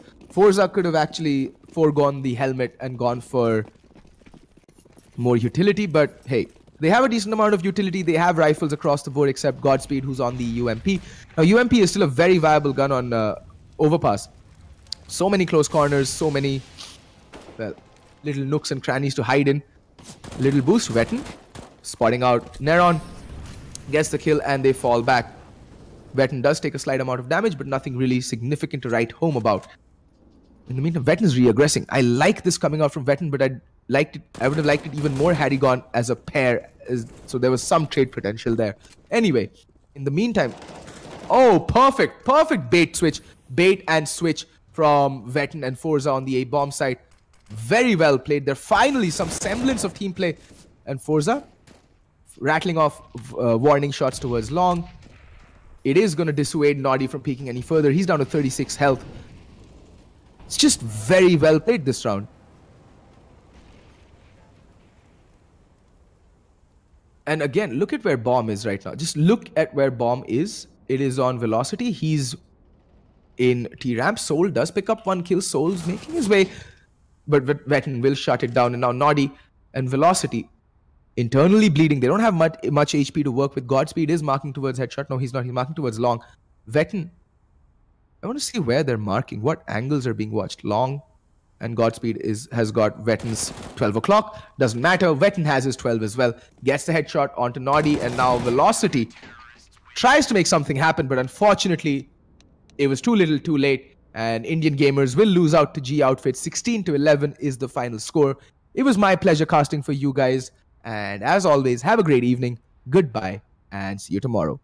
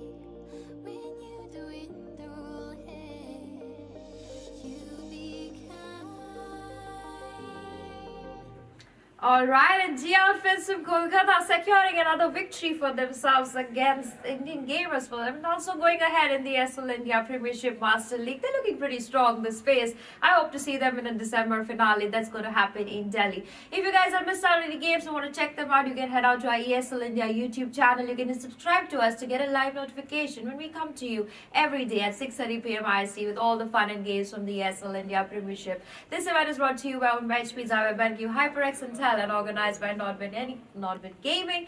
I'm so sorry. I'm going to see you all very shortly with Dota 2, so don't go anywhere.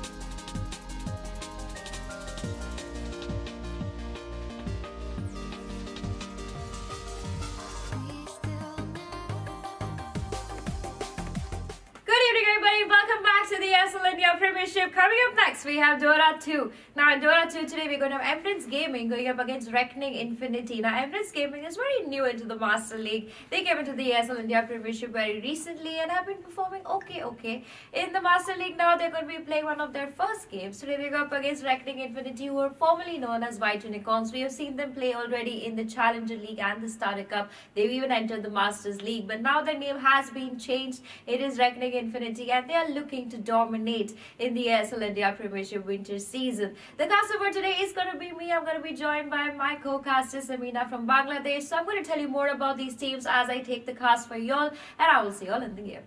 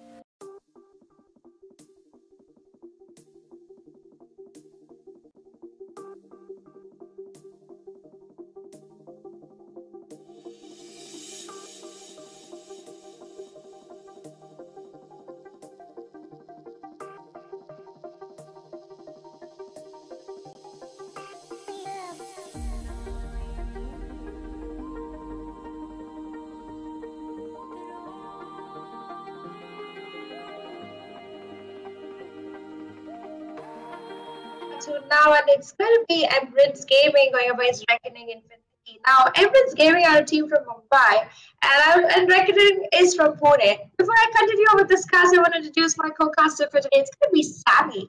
Sammy, how are you doing today? I'm doing great. It's being a bit pretty cold here in my side of the world. What about you? Are you still? Oh, it's freezing, man. It's freezing. I think it's about 14 degrees over here right now. Oh my god. And it's getting pretty cold. But the heat of ESL India Premiership is rising as we're coming to the grand finale, which is going to be happening in Delhi at the end of this month during Comic-Con. I wish you could have come for it. You would have enjoyed it. I wish that it was possible, but now I'm like facing with exams. The pressure is real, so I can't. All right. So these two teams, one is from Mumbai and one is from Pune. Team Embrance is new to the ESL India Premiership. They entered in the November phase Challenger League, and they have entered the December phase Masters League after a few teams from the Master League had to back out. So they are like a tier 2 team, you can say, but they're looking to learn a lot. They're going up against Reconing Infinity. They are formerly known as White Unicorns. I don't know if you heard about this team. I haven't heard the former name before, but I know their name, Reconing Infinity. Like, we've seen a bit of their games for a while now. So, but I didn't know their initial name before. So that's interesting. Now, I was actually surprised that like Sarah Colo didn't actually come here to the Masters. Like, they didn't land in the Masters because of all the backouts. So Embrance Gaming, they got the shot. I'm glad to see that. Let's see what they got, what they have against Reconing. Now, Reconing, we see that they have already done with their 3 bans: the Nyx, Viper, Night Stalker. Very OP picks, ban picks coming up in this meta especially. Nyx with his carapace, even though the stun is there, but there's no damage, he can still counter you. Night Stalker, it will be the most devastating hero you can ever face when you are mid laning against him. So, very good banning there. You do not want that kind of reduced vision. Viper, we know, is very cancerous. Oh, well, whatever. There's no explanation there. And then, yeah, sorry, go on. Embrance is deciding to ban out the Beastmaster, a very interesting pick there. I mean, yeah, if you don't pick him, you have to ban him. They're opting to go for the Tidehunter, the Clockwork. I'm very surprised with the first 2 picks from both the teams. I mean, you have seen the Brewmaster coming in and Reckoning Infinity, but Embrance replying to that with the Shadow Demon and the Sludder, a beautiful combination coming in there for them. Oh, okay. So do you think there's a Luna coming up for Embrance Gaming? This seems like a very obvious combo. You know, having Shadow Demon in your roster, because Shadow Demon really complements well with Luna, or could complement well with other DPS heroes. Maybe like, you know, Medusa, I guess, or probably Lifestealer, I guess. It's not that. I could even see like a mid Mirana or something, because Shadow Demon pairs well even with a Mirana. And they could even opt to go for a Dazzle and go into the armor kind of concept, where they even get a Vengeful Spirit to go with it. Right. So the thing is that I actually I would like to see if there's actually a nice bomb coming up from Embrance Gaming. Now with that Slaughter being picked up here, the Clockwork has been banned out. He's a very notable hero to actually have to roam around as a 4th position support hero. And Winter Wyvern being picked up here by Reconing, they actually acknowledge that there will be a DPS hero coming up from Embrance Gaming, and they have banned out Luna as well, because, well, that's an obvious combo coming from Embrance Gaming, because Shadow Demon means, okay, there's probably a Luna coming up. Now the Mirana pick as a mid lane, which team would be optimal for that? I would say Embrance going with Mirana as their mid, because Shadow Demon pairs well with Mirana. Sludder goes well with Mirana. But for now, they're opting to ban out the Undying and the Invoker. And the reply to that from Reckoning is going to be the Lifestealer ban. Let's talk about this hero. I mean, right now we see Brewmaster, who's mostly going to be their mid. Brewmaster mid? Or top? No, it's just that Brewmaster will not be midding. He will be definitely off laning. That Brewmaster mid is like so many metas ago. That'll bring nostalgia if they ever actually go for that. I mean, I actually miss those days where Brewmaster would go mid. That was some real good meta over there. But Brewmaster being picked up as the first core hero to go off lane, this is a very bold move. But then I think they're pretty confident. They're like, you know what, they just want to secure the Brewmaster pick, because I think that they have a strategy in mind. They want to null out, I think, in such a way that any kind of lockdown is possible. They want to have that kind of lockdown as much as possible, it seems. Like Winter Wyvern, her Winter's Curse will definitely lock down any kind of hero, like for example Shadow Demon, the paper hero here. if they ever choose a very high DPS hero. Now, other than that, I think that Mirana does count as a good DPS hero if she is played that way, if she is being played as a mid laner or a carry by the Embrance Gaming, or maybe a Phantom Assassin and Omni Knight. Okay, I will not say that this is a support here. Omni Knight is not support here. For sure, the popular pick of Omni Knight is offlaning. Offlaning Omni Knight is so deadly these days. His Degen aura is something. I don't know. Like, if you face against anti-mage, I guess, if they do choose anti-mage by Reckoning Infinity, I think that Omni Knight will have to bash into the oblivion, as I believe. As far as I've seen when I played so far. But not sure if it's being put to play here in the tournament. Now, Reckoning has chosen Vengeful Spirit. It's a bit of a like, you know, ambiguous kind of a pick here, because Vengeful Spirit, we've seen that she can go either core or a roaming support. Very versatile warrior for them. Yeah, very versatile, just like Mirana. Winter Wyvern and Vengeful Spirit could maybe roam around the map, shut down the mid laner as much as they can, or maybe Vengeful Spirit could be a bold carry pick up here, just to be like, you know, a surprise pick or something like, you know, out of their expectation. Embrance Gaming have chosen Phantom Lancer. Yeah, I'm pretty excited about this pickup. I mean, Phantom Lancer, not seen him recently in the meta. They've got an Omni Knight. I think it's going to be an offlane, like you said. It's going to be Slardar and a Shadow Demon who are going to be their supports. The basic question is going to be their mid lane. Are they going to go with somebody like a Templar Assassin? But that's a risky one because there is a Vengeful Spirit in the opposite team. There's also a Brewmaster. So I'm pretty taken by both these teams. Their drafts are very, very interesting to me, and I cannot really make a prediction on what's going to happen next. I mean, Winter could even pair up with a Juke hero and send the Vengeful as a carry. They could work out with a draft like that. But for now, I'm pretty taken by this. Now the thing is that it's just what intrigues me the most, that the Embrance Gaming has gone all melee. Do you really like? Oh, sorry, not all. Sorry, my bad. Shadow Demon is not all melee, right? Only Slaughter, Omni, and Phantom are like pretty much melee. So they're very, very strongly meleeed up rather than more ranged. Reckoning has a bit of a range here, so they're able to handle some kind of harassment upon Embrance Gaming here, and they've chosen Medusa as a pick. Oh God! Well, it works beautifully well against Phantom Lancer. I was like, with the Luna band out, who's going to be the one who's going to be chipping through those illusions? And Medusa being the right answer. I was thinking about the anti-mage for a second, but then it would take a lot more for the anti-mage to kind of cross that 30 minutes and have like a 6-pack invent. And if Embrance is looking for a game where they finish it in the first 20 minutes, then Medusa is the good standby, because she's just going to stand there. Even if you hit tier 3s, she's just going to stand there and tank everything. I know, and the thing is that her split arrow, I think there's a talent tree in her split arrow where she gets like +7 split arrows or something like that. I mean, that is a huge D push to actually, like, you know, handle all that kind of creep control or all that kind of illusion control coming from Phantom Lancer, Shadow Demon. So this is a really good reply. They're like, okay, I see your illusion controls going all up in here, around the map, and you're like picking up this. Okay, I'm gonna respond that with a Medusa. How do you feel like that? Now, Reckoning Infinity have chosen Odie as a ban pick. I'm a bit confused why they have chosen the Odie as a ban pick here. I mean, I get it. He has this the astral imprisonment, his ultimate there as well.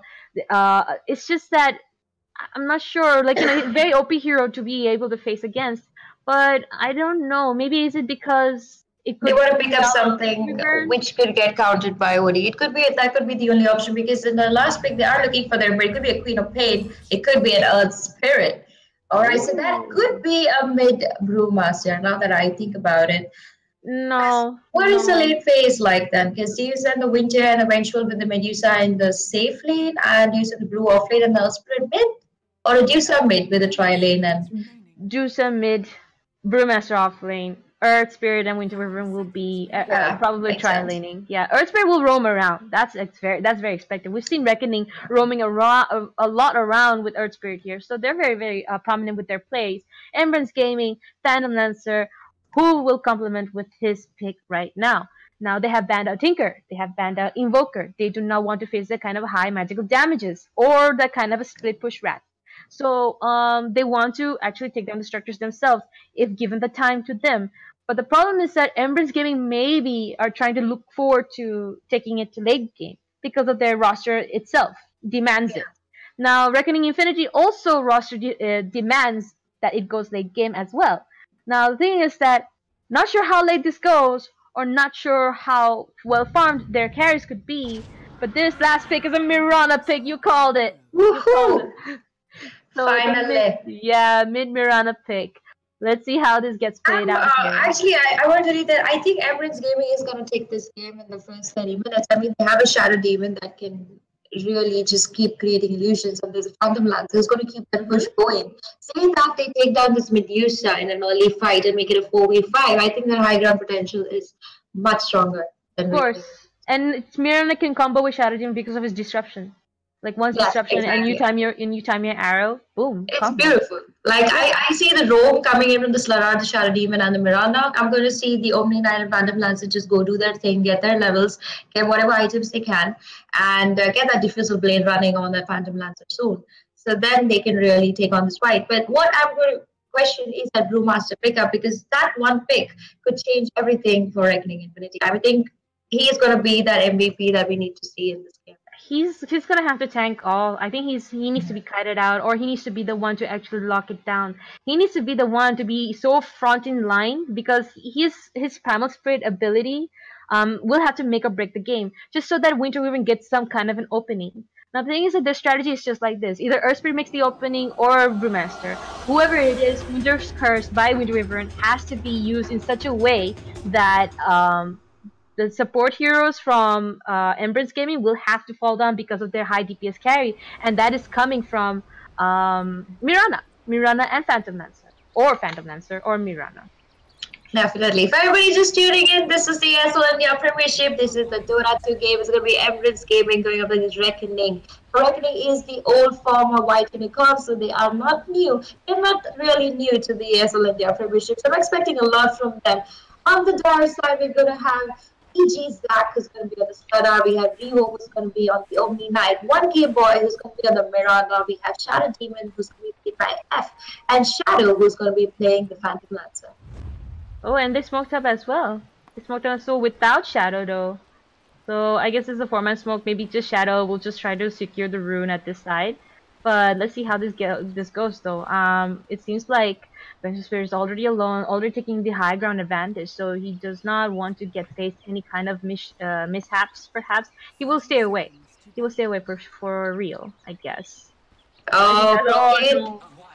I think she gets spotted out, but okay, the destruction does happen. The arrow will hit, and the stun will go down, locking down. Vengeance Spirit will have to take the beating, where Shadow Demon will have to take the first blood. And with Broken going down, let's quickly introduce the Radiant side team. We have Orange, who's going to be on the Brewmaster, Flamey, who's going to be on the Winter, ASD on the Medusa, Reha, who's going to be on the Earth Spirit, and the Broken, who just died, who's going to be on the Vengeful Spirit. So, Wicked. Yeah, so in the Embrance Gaming side, Zach will be playing a Slaughter. Omni Knight will be played by Revo. Mirana will be played by 1K Boy. Boy, I don't know what's your real name though, but okay, 1K Boy it is. Shadow Demon will be being played by F. I'm not sure what's the full version of it, but okay. And Phantom Lancer, last but not least, will be played by Shadow. Already in the top lane here, gonna make his plays, I guess, but he's gonna get drunk in haste out just so that he doesn't hit at all. He's gonna miss it out. So World's Saif already trying to win the lane here just so that Shadow does not get that kind of farm. But let's see. But he seems like there's a bit of a harassment coming up here. Zach will come in with a bit of a stun here, but not sure if they want to go for kind of a fight. Flamey comes in, tries to disengage and make them stay away from their territory. This is a very interesting lane matchup coming in from both the teams. I mean, an Omni Knight and Vengeful Spirit are sitting in the bottom lane, while the Earth Spirit is just going to guard the Medusa and the mid lane against that Mirana. But this top lane is going to be pretty interesting to watch. I mean, it's going to be a 3v2, and the Winter will have to be very careful because he's going to be the main target. Yeah, and the thing is that this seems like a 2-1-2 kind of thing, if you ask me. Didn't expect that, but oh wait, no, is it 2-1-2 though? I see 2 heroes already from Reckoning side trying to guard Brewmaster by Winter Wyvern here, because he looks like he's gonna get into trouble, and there's already a bit of trouble happening. She's gonna use her Arctic Blast on this, but we'll have to null out Shadow Demon from the sides. But whoa, okay, wait, I'm sorry, Arctic Burn, not Arctic Blast. What am I saying? But yeah, a lot of harassments coming from both the sides on the top lane here, so it's a bit tricky. They're all sharing the blows, but yeah, let's see how the offlane Revo is doing as an Omni Knight. My bad. Revo is doing pretty fine. He did get a little ganked up by the Earth Spirit, but it's a risky. I mean, Omni Knight's not really going to die much in this lane. He can't really push ahead because he knows it's just a vengeful against him. The Earth Spirit rotations are going to make the most amount of difference. They do get the scan out. There's going to be a smoke rotation coming down in the mid lane from Team EG. They do see the Medusa, but the ping does get called out. Rhea is available for backup if needed. Mirana is looking for that Shadow Demon to just use a disruption. If he gets that, the arrow could connect. He's going to use it now. The banish is being used, and there's going to be the stun ready to drop the stun, but there's going to be rolling bolts coming in by the Earth Spirit. But he's going to take a quick follow here, and 1K needs to get out of there. He's going to just leap twice and fight out of that battle. What? That arrow was a bit mistimed, I must say. It was a bit really badly mistimed. At such a close range, you kind of try to think that, you know, how much does the timing take for the disruption to happen? 2.5 seconds, or? Yeah, 2.5. About 3. Wait, I will check that for you to be more precise. It is 2.5. 2.5, yeah, 2.5. I was right. So it's like, you know, you have to time really well. While at bot lane, Revo, some beating from Infriha, what's his name? Earth Spirit, but the Regen Aura will have to slow him down. The Purification will do some damage as well as the heal, making Revo survive the lane as steadfast as possible. So at top lane, not sure how Mr. Brewmaster is doing though, but Phantom Lancer not having the easiest time here. Both the team members on the top lane are having their share of struggles. Winter Wyvern. True that. Yeah, go ahead. But as we say that, we do see a banish coming popped in now for the Shadow Demon. It's going to be Zach who's going to try and get that stun out, but not going to be enough. Flamey going to get a few shots here, but Zach in a little bit of trouble now. He's going to get out of there. Brewmaster doing a lot of damage to him. This could be an amazing kill if they could get it, but yes, it's going to be secured by the Winter for now. And it looks like the Brewmaster wants a little bit more blood. They're going to just walk around. I was going to say that Embrance, I do like their support. They are more aggressive in the early stages of the game.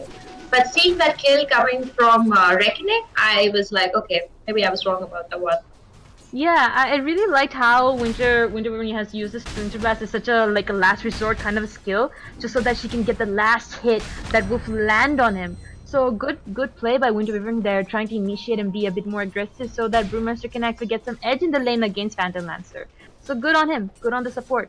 Now at bot lane, Pro Kid not sure if he's okay, but he's getting the last hits, so he's not having much of a problem. So yeah. Earth Spirit is already at the sidelines, but whoa, this is not over yet it seems, but he will have to use Repel Revo. Revo will have to stay safe within it, and there will not be any kind of fight, so yeah. Alright, meanwhile, we go back to the top lane. Everything seems to be fine. Phantom Lancer for now sitting at 17 hits. Not the best for him as a good start, but he does have the Shadow Demon to protect him if needed on the back lines. Right now, leading the charts on the creep, Spirit on the first, followed by the Medusa at the second. Mirana struggling a little bit in the mid lane with only 16 hits for herself. Well, yeah. Now the thing is that she expelled her mana so much. Not sure if she wants to harass it at all, using the Starfall to actually creep, you know, to get the creep farm. But I think that's what you really need to get. I mean, you need to get the farm as much as possible, because I think that she would opt for Maelstrom, not the Aghanim's, as a mid runner, right? True. Does it actually work? I'm not sure. Oh, whoa, hold on. At top lane, it seems like there's a bit of an issue here. So Zach will come in. He might have to look for a chance to stun him down. But whoa, the Drunken Heads will have to hit. But there will be some Winter Blast coming up here. And whoa, that one Thunderclap will have to bring Zach down. Wow, I just love the positioning of this Winter. I mean, Flavey is just playing so perfectly well. He's only using the Arctic Burn, and it's just right. He knows when to use it. And they're struggling. I mean, even though at 3-2 on the top lane, it feels like Reckoning is losing their... I mean, sorry, Embrance is losing their... edge. edge. It is. Yeah, it seems like that. 1K boy, pretty much alone, not getting that much of a support now. The rotations are not really helping him at all. He will have to back out and try to win the lane alone by the farms alone. However, Medusa already with the upper hand here, 33 last hits compared to Mirana, 23. That's like below 10. So this is something that Medusa is already winning the lane compared to Mirana. Top lane, I see there's a bit of a commotion already happening here. Earth Spirit will join in here. He's already invisible. Okay, walking around with a very not healthy Shadow Demon. He will try to look for an opening. Oh, whoa, he was about to hit. Oh, Angela, do you see this? Yes, I'm seeing it. My Intensity. Yeah, look at this. Oh, hold on. The Thundercup will have to land here. The Splinter Press will be used, and so, oh, will the Bull Smash will hit though? But oh my God, the roll is real. Zac will not be safe here. The Arctic Blast. But however, Zac will have to buy some time using the stun. He will have to go. He's gonna be able to heal himself. Whoa, just so that he can avoid the last Splinter Blast. But that's not gonna happen. What kind of a messed up fight is that? I mean, this is just so aggressive. I feel like Reconing had a very good placement with that Earth Spirit being invisible. They didn't really need to start the fight like that. They could have secured even 2 kills for themselves. They did see the Shadow Demon low. They could have started off with him and then headed into going to the Sladar. But a little missed call maybe over there, not getting it right, or maybe the Invis just got over and he just hit him. Mid lane? Mid lane, there's going to be a rotation. The Medusa a little bit of trouble. Shadow Demon and Sona are going to come to the fight, but Roly Poly comes in by the Earth Spirit for now. And we're going to see the charge falling in on the Shadow Demon. Now he's running low on that HP, but Flamey just doing what he can always. That damage coming in from a pretty strong. Gonna secure another kill with that Splinter Blast. Winter Wyvern. I must say, Winter Wyvern is like the one that's like, you know, at the sidelines trying to make the plays happen. Look at the skill build of it. She's maxing up her Splinter Blast. That means, you know, she's trying to get the crit control as well, along with Medusa, and getting the hero damages as well. So this really gives her the edge to actually has any hero, whoever she faces in the lane here. World Save, doing pretty good against Phantom Lancer here. Phantom Lancer not doing that great in terms of farm. He's like only 30 last hits in 8 minutes. This is not something you would like to see. Within 10 he's minutes, struggling. Yeah, he's struggling. Yeah, within 10 minutes, you would expect to see that he would have 60 last hits or more, but because of the harassments, the aggression coming from Reconing here, he's not doing that well in terms of the farm. He'll have to salvage from the NC. Yeah, go on. Definitely, and now that his supports have headed out in the bottom lane, as of now, we do see that the Phantom Lancers are getting pushed more into the edge. I mean, they don't really need to head bottom. They can't really do anything much. The Vengeful Spirit does have a lot of backing coming in, and the Omen Knight doesn't really need the help. So this push on the top lane is going to cause maybe Reconing take the tower, maybe even lose their tower at the rate they're going. Yeah, it seems like sorry, take a tower. Yeah, now the thing is that Revo, let's see what his items are. He only has his soul ring. I think that he might go for Guardian Greaves, but I think that, whoa, Shadow Demon will have to look for the opportunity. He will be banished, Venge will be banished, the stun will be hit, and will there be any ripple? Don't know, but the swap is there! He has to swap out to safety, but Omnia will have to stun it out, he will have to use the repel, but whoa, okay, the Promise Prayer will have to be used here, Zac will be locked down, but the heal will be real, he will have to buy some time, Zac will try to run out, he will have to sprint, but will he be able to make it though? No, Omni Knight already being uled up here, but that Bolt Smash will have to hit, okay, and now that was a kill over there by Primal Brewmaster. Now the destruction will be used again. Revo will have to use his heal, but will he be able to escape? Yeah, he's fine. He's fine. What a beautiful cyclone coming in there from the Brewmaster on the Moon Knight. He did see that he was ready to kind of heal the Sladar, but the way he went up in the air, I mean, he just kept him there. He was like, you just wait there, my friend. I'll just be right back. And good, I mean, that's a good answer to an Omni Knight. And Brewmaster gotta give him props to be able to control all his brewies very, very subtly. I must say, yeah, true. And the thing is that Omni Knight really did his best. Let's not forget that. Omni Knight tried to save Slaughter as much as possible to try to heal him, but even the repels. But it's just that, like, you know, he can only do so much. He can only do so much. But with a bit of aggression coming at bot, the Vengeful Spirit with the swap though, just so that she doesn't need to die. It was like well played by Reconing, I must say. Like, she's the carry, she cannot die so soon. And look at the stack on this, what? Yes. Oh my god, Medusa is having the farm of her life. Oh, this is where I start getting really worried for Embrance, because now with Medusa has got what she needs. She's already leveled up pretty well. She's level 10. She has a stone gaze. This is where I see them starting to chunk towers. Meanwhile, on top lane, we see Flamey. He's just going to try and get as much as levels as he can. He knows his team doesn't really need him, and that's just going to help him out a lot more. Yeah, now I'm not sure, like, Mirana is like, oh, okay, she's opting to go for Diffusal first. She does not want to go for Maelstrom first. That's interesting. Very interesting. Not usually you would see as a normal pickup here, but I guess she wants to reduce the mana coming from Winter Wyvern as much as possible, and then also against Medusa because of the mana shield. So I guess it was more like a necessary evil kind of item. In the bot lane though, there's a bit of a trouble. Angela? Yes, I'm so sorry. Yeah, then only Knight's not doing that great. He will have to. Oh wow, the Guardian we have to be used here, but that will not save him from the last hit coming from ProKid. ProKid will have to take the last hit, and now the stun will have to hit on Zac. Zac getting that much high damage coming from ProKid here, but Zac will run away. With this, no, Zac, that ProKid could have just swapped him out and maybe even secured another kill.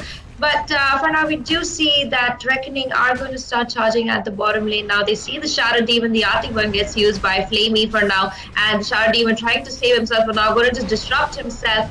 But it's not going to be enough, I think, with Vengeful charging in the forward lane, going to just secure that quick kill, use that heal power and get out of there as quick as possible. There is the cavalry coming, but there's Revo who's going to TP and Zac back again in the bottom lane. The action seems to be getting pretty intense on the bottom lane, but we do see on the top lane now they have secured a tower for themselves. Meanwhile, mid lane, Mirana seems to just want to get that diffusal blade really soon. Yeah, and she's like, you know, very irrelevant in the scene right now, because there's nothing much happening for Mirana. Let's see, Mirana did not get that much of a kill. She only got 2 assists out of it, but bot lane already a bit of trouble happening here. But Riva will have to use the repel to save himself. Mirana, I'm a bit worried. She's not doing that great in terms of the farm either, compared to Medusa having that stack farm as well. This really gives Medusa some edge here compared to Mirana. Mirana, I'm not sure how you will have to recover the mess that your team has made. I was actually expecting her to be more active in the early phase of the game. Exactly. I mean, you can farm, but okay, as I say that, in bottom lane we do see Omen taking a fall, and that's another tower mostly getting secured by Reconing for now. And they seem to have a very good plan, man. The Brewmaster is up and running. He's picked up the dagger for himself. He does the Spirit, was at level 7 for now, and ProKid, who's opted to go for the Mask of Madness for himself. Meanwhile, we do see a little bit of rotation on the top lane. Zac is scouting out the Medusa for now. He is looking for an opening to maybe catch her, but the Mirana is very low on mana over here and pretty much can't do anything. She's just trying to use her spells as much as she can to get creeps. Like, she needs the farm, right? She's very low on farm. 76 last hits in 14 minutes, while Medusa 125. I mean, imagine that. And already at bot lane, there's a bit of a commotion, I guess. Almost all the cavalry are here. Four-man cavalry. I see. 4-man cavalry already here. They're very hungry for this spot tower.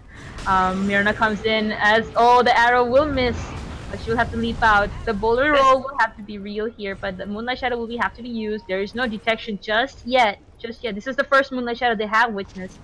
And Starfall will have to hit, but the range dropping. Whoa! What? The Witch's Curse! Actually, no down Zac real good. Now the destruction has to fall upon Mirana. Yeah, one hit boy is out. Rivo with the repel, not gonna be able to make it though, but Primal Spirit and Brewmaster already trying to show some aggression and be like, bro, I don't need to have a talk with you. This bot tower is mine, so shoot.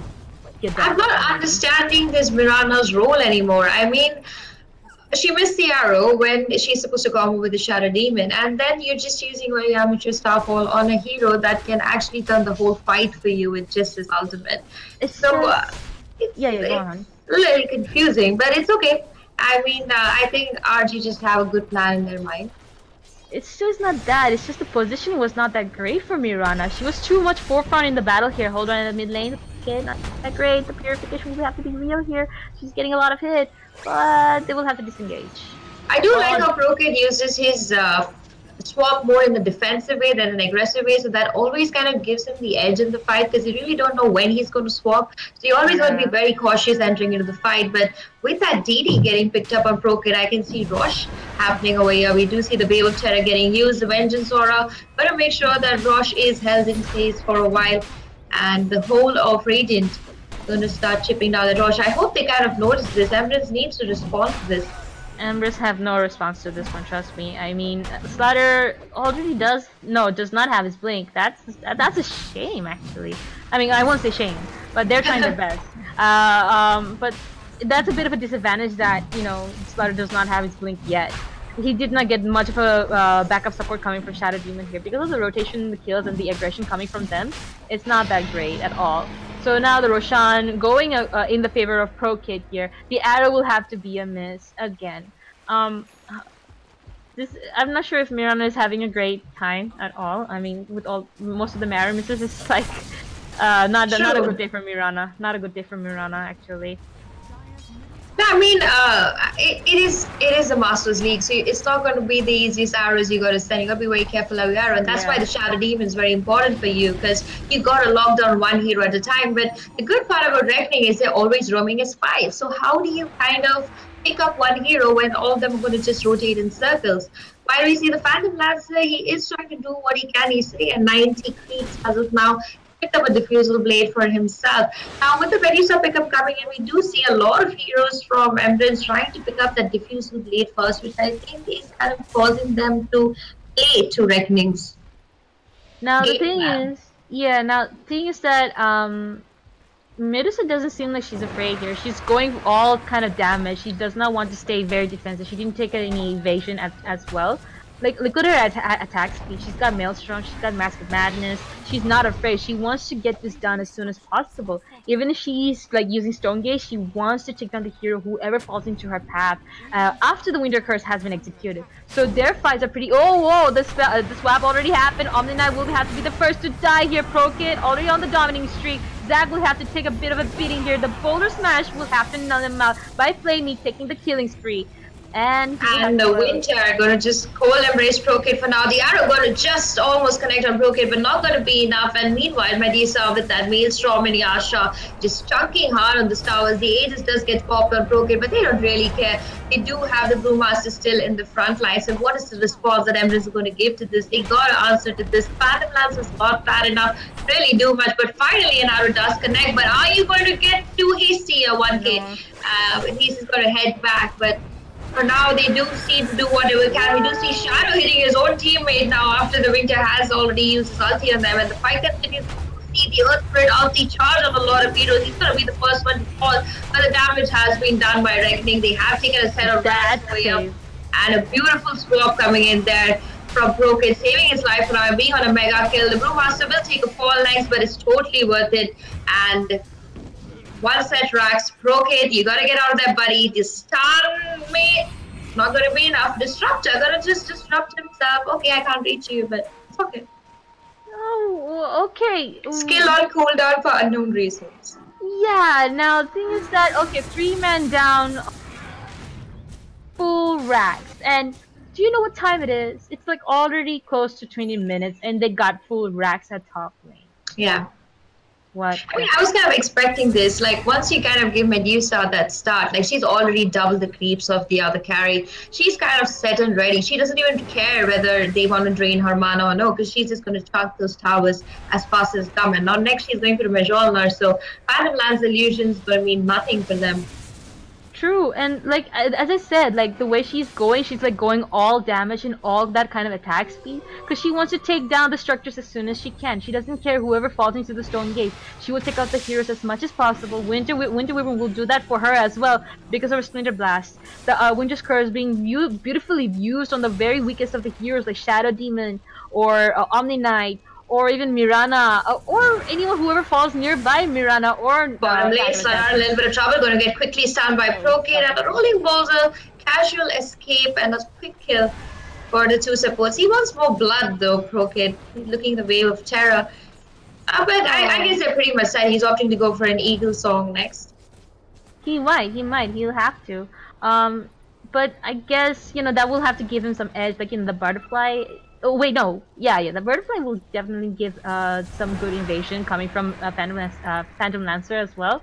So because he has to be in the front line sometimes, maybe he even has to like swap it in or be in the front lines or even save a buddy, and that arrow will hit on Vengeful Spirit as it happens. But Winter Wyvern will have to use the Cold Embrace to actually save them. There will be some banishing here. But it's gonna be the Brewmaster gonna use a Primal Fist. It is super fast. Having been in a little bit of trouble, the repel falls in, but Slana getting chunked here. He has used a lot of. He's dropped the stun, but will he take a fall here? Only 9 keeping him alive, and now the mech gets used by him. But while all this is happening, Medusa is still trunking on the racks. What is the answer? Flamey gonna just Cold Embrace himself for now, and Shadow gonna just roam around trying to keep himself alive. Meanwhile, Brocade and Medusa are just gonna continue. Shadow Demon coming in a fight, gonna just banish himself for now. 1K looking to make an opening over here, but the stun is gonna be enough to secure the skill on the Shadow Demon and maybe another set of racks for themselves. Flamey gonna try and get out of there. He's gonna use the ultimate, but Zack is gonna keep himself alive for now. Fight continues. We can see Shadow trying to catch down on the Medusa, but where is the answer to this Medusa's damage? And we're going to see Vivo taking a fall next. Beautiful silence coming in there from the Earth Spirit, securing so many kills with a 19k lead. We do see Reckoning Infinity securing this game for themselves. A GG gets called by Embrance for now. Whoa. What went wrong according to you this game? Yeah, I mean, there was like a lot of space created for Medusa and Vengeance just so that they can have that advantage of the damage aura and the attack speed. And it's just like, they were just trying their best to get the structures as much as possible to create a distraction so that Team Embrace actually does not have to fight any further. Brewmaster was really trying to create that all-in-your-face kind of distraction here, which is a good thing. Winter Wyvern was also providing that kind of backup, which was really well done by Reconing Sports. I must say, they played pretty sequentially. While Embrance Gaming, they've tried their best, but they were like so clustered together. It's just that they cannot actually, face against anything of it. They don't have any reply for all this kind of brute force provided by Reconing. Definitely, and I think they lost a little bit in their lineup in the early phase, starting with the Miranda. I mean, she was supposed to be a little bit more aggressive. Things didn't work out for them, but it's okay. It is the ESL India Premiership, and it is a league, so there is no end to this. They're going to play a lot more games. They're going to learn more from that. But Reckoning Infinity going to secure another victory for themselves in this phase of the ESL India Premiership. If you guys have missed out any games, want to check them out, you can head out to our ESL India YouTube channel. You can subscribe to us to get a notification when we come live to you every day at 6:30 p.m. IST with all the fun and games from the ESL India Premiership. Let us know what you guys think of the tournament. Are you guys going to be in Delhi in the end of December? And do come and do watch all the fun from here. This event is brought to you by HP Cyber, BenQ, HyperX, Intel, and organized by Nordwind Gaming. Thank you so much, Saif, for joining me today. I hope you had a great time casting. Same here. Same here. I thank you for joining with me as well. Definitely, anytime. I'm your host, Angela, and your caster saying good night to you, and I will see you tomorrow.